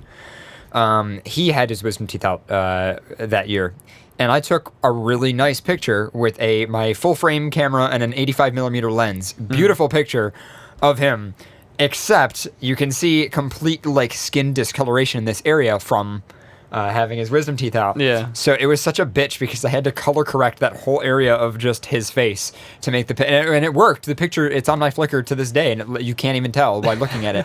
But it was just funny. I had to spend so long on that because I didn't realize until after I took the picture in post, and I was like, oh God. I'm like, I can't post that yet, and I had to edit it. But yeah, good stuff. So yeah, good times. Cool. All right, well, I got another email. A couple questions for Paradox. Hey guys, my name is Kit, and I was recently watching the moving vlog and seeing Paradox getting into fixing the faulty power supply for that firewall was interesting, but a lot of terms he said I could not understand. So it got me thinking a couple of questions that I hope will be seen in the show. When did you first have experiences learning about electronics and computers? Have you ever thought about taking a few of the electrical networking terminology and concepts and explaining it on the website? So I don't know about the FurCast website, but I have actually thought about making a kind of I've thought about making two different tech shows actually. One which is just like you're already in the know. We're going to talk about tech. Primarily, it would probably be about like audiovisual stuff and broadcast. I was just thinking NAB is this week, and that would be a good talking point to kick off a show, but I don't want to do that because you're just every other like production podcast at that point if you talk about NAB. So I don't know about that. But anyway, the second concept I had was the idea of doing like kind of almost like a tutorial series, like it would basically just be like camera, me, and like a whiteboard, and maybe we'd do it live. I'm not sure, but interaction with the chat room and stuff. But I was thinking like I could explain like the lower half of the OSI model or something like that. Just kind of go through like computer networking and stuff. It might be kind of cool. So to answer your question, when did you first have experiences? Literally my entire life, I have been obsessed with electronics. I cared more about the stereo I had in my room as like an 8-year-old than I did about having friends. And yeah, I've just kind of like FurCast is basically an excuse for me to get into production stuff, if I'm honest. Not that I don't, FurCast doesn't do other amazing fun things and that I don't value it, but I mean like literally I started FurCast and shows in general so that I could do production stuff because that's like what I love to do. So yeah, that's pretty much that. Why'd you start this one that literally says, what's up, motherfuck? What's up, motherfuck? From what's up, motherfuck? Virus free. I started that. He started that. You're like, I pre-read and screened and started these. And then there is this email in here. Like, okay, is there a joke behind this? What's up, motherfucker? Virus free. From what's up, motherfucker? Good to know it's virus free. Avast.com. There you go. Yeah. It's got campaign tags. It has campaign tags? Yeah. To track people that come to the website. Oh, that's right. I keep forgetting. I forget that you work in SEO. Yeah. It's like, ooh. It's like, ooh. All right. Analytics. CJ, you got one? Maybe? I have one if you don't. The first time emailer is a good one. Oh. It's in the inbox. Okay. This is a story from the first time emailer plus some questions. Oh, actually, that's one I had loaded. That's funny. Hello, Paradox Favorite CJ and possible guests. Hey. I've been listening to your podcast sporadically for some 6 odd years and have never emailed or called in, so I figured I would finally do so. You could have just stopped watching the show, but that would probably be. But look where you are, still listening to FurCast. How long have you been doing this show from? 2007? Let's find out. FurCast.fm/episodes/FC-1. I remember like the first time I called in. July 11th, 2010. 2010. I remember the first time I called in because like I just met you. I knew you, and I was like, I didn't know you did like a show though, and I was like, oh, that's cool. And I was like, well, I want to call in on Skype, and I did, and you guys are like, hey CJ, I'm like, hey, I don't know what to say. Hi. Can you imagine that 7 years of your life has been dedicated to this show? I wouldn't say dedicated. I mean, I do have a full-time job and another show. Dedicated. Dedicated. This is for XBN, not necessarily FurCast. I run another show. I know. Okay. This is just but dedication. But yeah, I'm dedicated to for XBN. Yeah. FNT. Yep. Not FurCast. Although keep in mind, FNT has been going on for longer though. That's true. Yeah. Because that's what. Yeah. Furries in a basement to furries in an attic. 7 years later. Yeah. Slowly moved up. We're not going to talk about the middle floors. Yeah. We don't talk about that. Furries on the roof. We don't talk about the living room mirrors. Those are not good. Or the bedroom mirrors. Isn't that all the transitioning part? Hit new musical, Furries on the Roof. Oh, God. I am a 19-year-old agender kid out of California, going by the name of Polo in the fandom, and I'm a fluffy Samoyed yellow Labrador mix who happily doodles furries and makes fursuits when I have the energy. When I have the energy. When I have the energy. I like that. After 7 years in the fandom, I finally made it to my first FurryCon this year. Further confusion, and had a blast while I was there. And it's got me fired up to be more active in connected to the fandom. That's probably one of the reasons I've been listening to y'all so much. That being said, I have some questions and need some advice. 1, whatever happened to be? She's in California. Okay, I think we've answered that so many times. No, not really. Yeah. She's in California schooling. Okay. Is that okay? So that pretty much answers question 1. Okay, number 2. Are you still in contact with her? Oh, sparsely. She does her own thing, and well, she's like 3,000 miles away now. So I haven't talked to B since the last time B was on the show. Yeah. Number 2.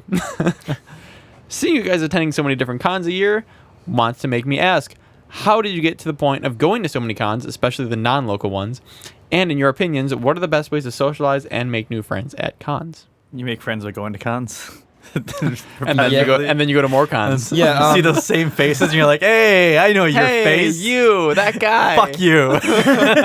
And then you become friends. There's a few people though at cons that I have like an ongoing joke with them that we're never gonna hang out, but we're always gonna see each other. So for instance, there's a few people when I see them, I go, and I like point at them, like viciously point, and we'll point at each other, and we'll keep pointing at each other as we pass each other, turning to continue pointing until we round the corner. And we'll just do that every time we see each other. Yep. There's like 1 or 2 people I do that with at cons, and I literally don't even know who they are.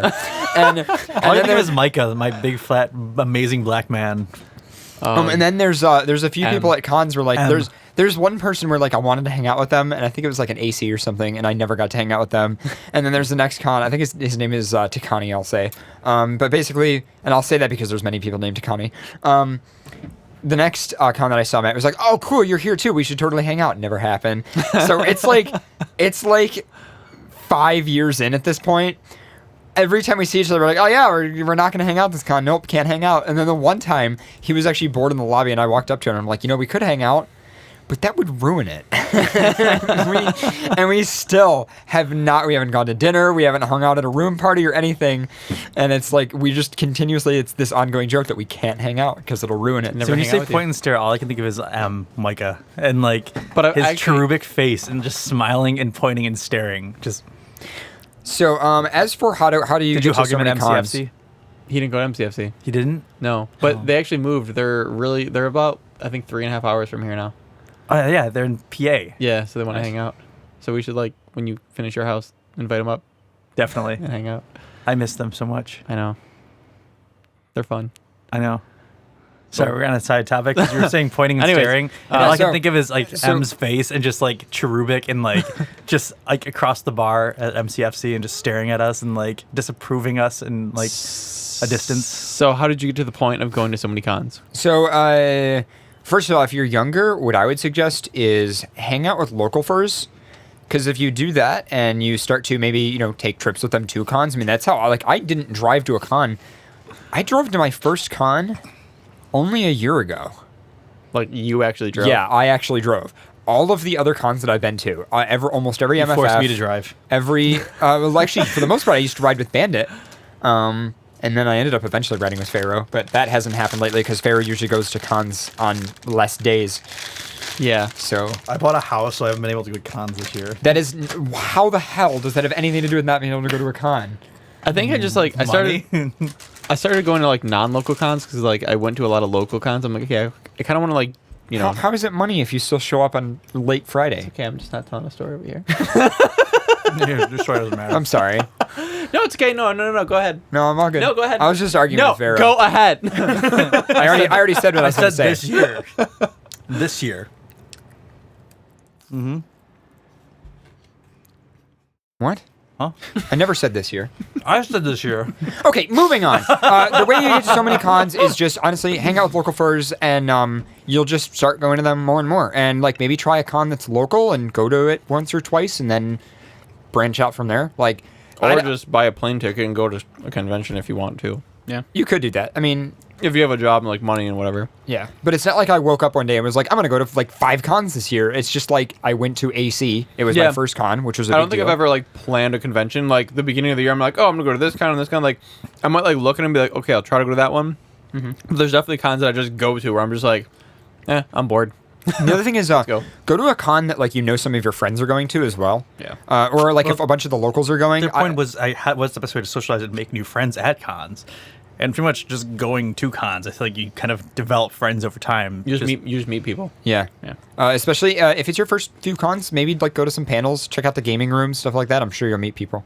That or just sitting in the artist alley and drawing stuff. People are sure, like, come around and be like, oh, that's awesome. I like seeing that. And, like... Yeah. Yeah, it says he draws. Just doing sketches and throwing them out to people and stuff like that. I've seen people do that in, like, the arts alley, and this people just using it as, like, a conversation piece. Like, oh, doodle this.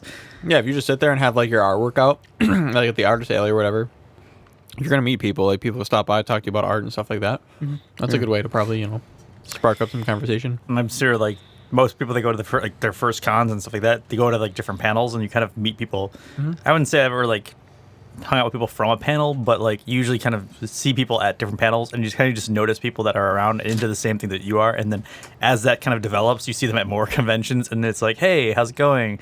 I remember you. And then it's just kind of develops from there. Yeah. Or you just moan really loud in an alleyway and other people really like your moan. And alleyway, you mean the lobby. Drunk leaders. Get drunk leaders. People will follow you. Get drunk and that's what have we learned tonight, guys? Oh, jeez.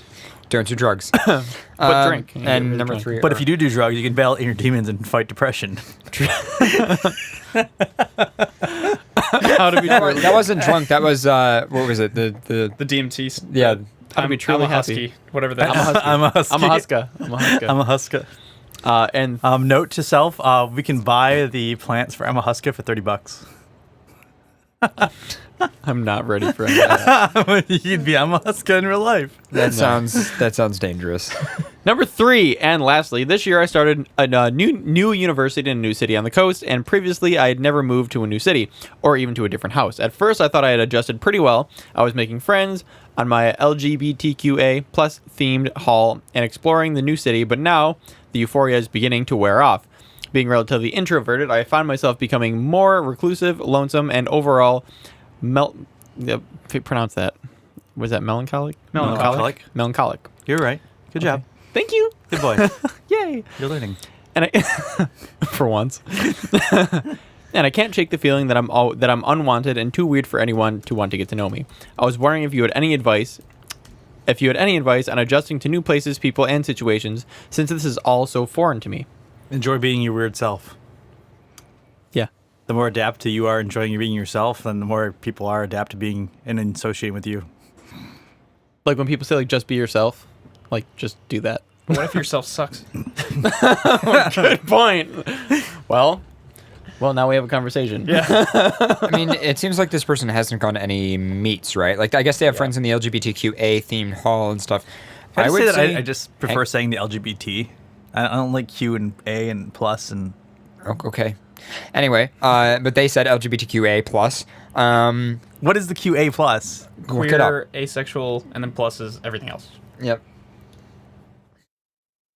But they were saying that they have friends there. I would say definitely hang out with some furries. I mean, you might be maybe surprised. find like your local like furry group and like see. Well, find the local furry group rather. Yeah, and don't and if you find the local furries and you're not too interested, don't get turned off that easily either, because there's different groups usually in local areas, and like even in this area, like there's probably 2 or 3 or 4 different groups of furs. Some of which I'm pretty interested in, others I'm just not as interested in, just because of what their interests are and what they do and where they live. And so that's the other thing too, and the other thing is even if you meet some people and you try it out and you're not too interested, give it a try again in like 6 months or a year, because stuff changes, new people show up at events, stuff like that. So in my experience, like I meet people at first based on like common interests, but like the people that I really end up talking to a lot more, I just click more personality wise.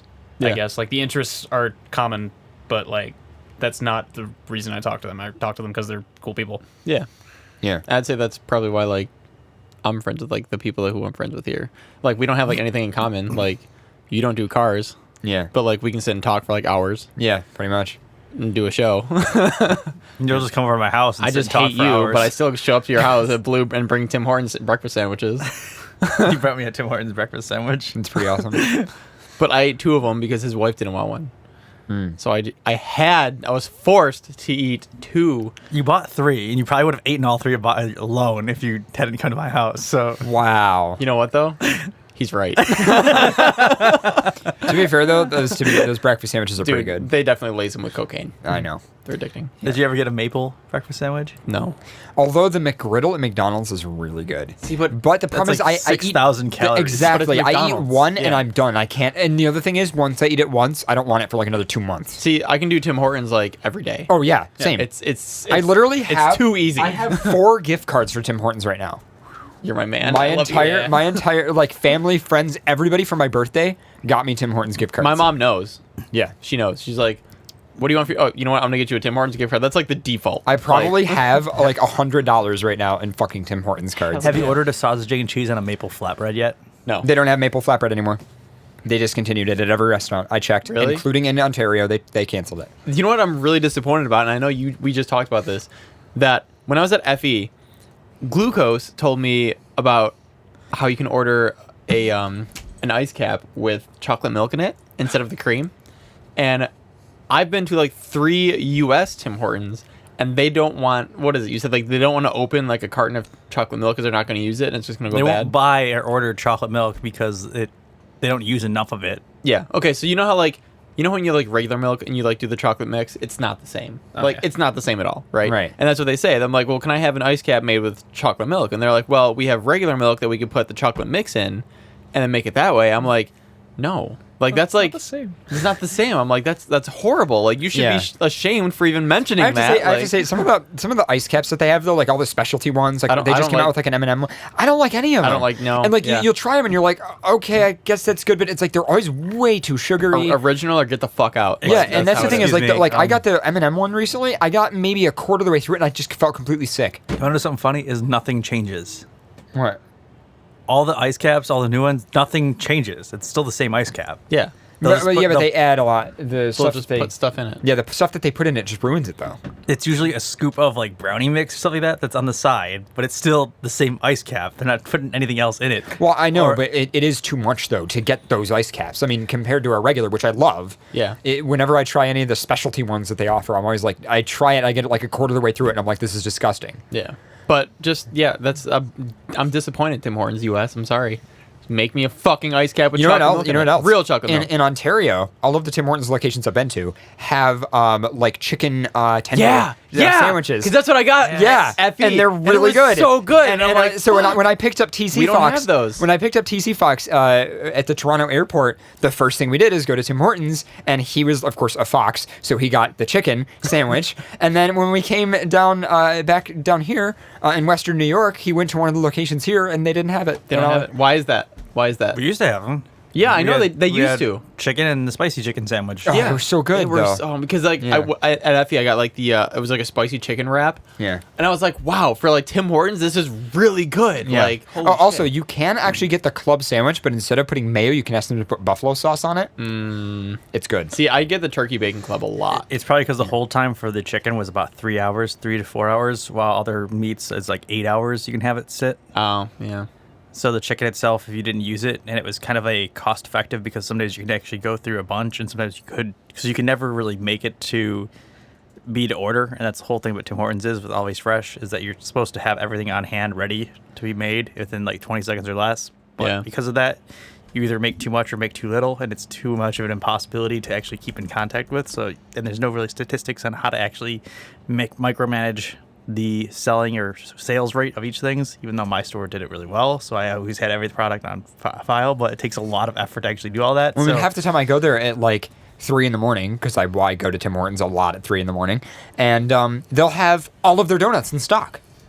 And I'm like, wait. I'm like, you guys make all new donuts in the morning, right? And they're like, yeah. And I'm like, so you're throwing all of this away? And they're like, yeah. And it's like, wow, like that's just unbelievable. I've actually, a lot of times if I go there really late, that like if I ask for one donut, they'll give me two. that's why usually they don't make donuts after 8 p.m. unless they run out. Yeah. Yeah. Because at the end of the night at 2 in the morning, they have to throw out all the donuts. Yeah. Wow. That's sad. Yep. I'll just go there at 2 in the morning and just be like, throw all of them into my hands. Yeah. Hopefully this wasn't too long or painfully generic for you all. I absolutely adore you guys and your show. You're my problematic favorite slow motion car wreck to distract me from my own slow motion car wreck. I hope all is well, and thank you. Sincerely, Polo. P.S. I'm writing in after episode 263 and didn't suggest the title, but I said the Wi-Fi wafu. Wait, what was that? Waifu thing originally, Waifu. and y'all saying that out loud made my night. I also saw it at the top of the suggested show title list, and it became my show title. It'll make my week. Did it? I don't think remember. it did. I think it's we went. Technicolor Zoo. Yeah, technically. Yeah, Yeah. we went with the Boozy Barrister. I wanted to reference Boozy Barrister, so that was why. That was chose awesome, though. So cool. Well, I've left these all in the inbox because I doubt Pharaoh has documented them. So, that's pretty much it. Yeah. You guys ready to call it a night? I'm hungry. I am starving right now. Convo about all that talk food. about Tim Hortons, man, just had me like I am riled up with hunger. Hungry wolf is hungry. Hungry like the wolf. Where do you want to go? We went to Denny's last time. Yeah, we did. We could do it again. You want to do Denny's again? I could do either Pegasus or Denny's. Doesn't really matter. I can do Denny's because it's by the thruway, so I'll just hop on the thruway to go home. Yeah. Denny's works. All right. Cool. Well, if D-Bandit is tuning in, I imagine he is. Let's see. I don't think so, actually. Oh, he's not? I don't believe. Nope. Oh, well. Well, you could just text him. Oh, well. Maybe he's sleeping. He's probably sleeping. Yeah, when we go out to eat after the show, local furs come out and have fun with us, so... Good stuff. Anyway, so thank you guys for tuning in tonight. Thank you to all of the support from all of my friends and helping with this upgrade. I would like to once again thank Delta Wolf, my friend Delta Wolf, for helping re-render all of our graphics in 1080. We stayed up until 4 in the morning the one night this week doing that. I'd also like to thank everybody who donates, and especially on Patreon and on PayPal and on Bitcoin, or through Bitcoin rather. Because you guys are what makes the show possible, and also all of the upgrades that we're getting are because of you guys. So, just, shout out to everybody who donates and supports. We couldn't do it without you. And all of my friends for putting up with me. And also, Nuka. Nuka's fucking awesome. Thank you for joining us again and giving us awesome information. And, yeah, I think that's it. And thank you to Rye for joining us again. No problem. For being a guest and bringing a news article, or finding a news article. Yeah. About drunk fish. Thanks, Rye. No problem. Yeah. And I think that's pretty much it. We learned a lot about drugs today. Yeah, we did learn a lot about drugs. This show had a lot more drug-related shit on it than normal. What if we made a whole separate show that was just articles about drug trips? Drugcast. The Drugcast. It'd be great because we are like the soberest fucking people of anybody that I think we know. That it Could you actually imagine does us all doing a show on LSD? Oh my god, no. Isn't there like? There's probably like that's got to be illegal. Sofo says, is there a Patreon support level where you guys will spend the time to learn to pronounce IUPAC nomenclature so that you guys don't mangle chemical names every time they come up? Maybe. We'll think about it. Anyway, I've been your host, Paradox the I Red like Wolf. mangling nomenclature. Nomenclature. I've been your host, Paradox the Red Wolf. I've been your misnaming Blue Fox host, Pharaoh. I've been your guest, Rye the Wolf Dog. I've been your pink curly-tailed dog host, CJ. Wait, I thought you were I'm a Huska. I'm a Hoska. CJ.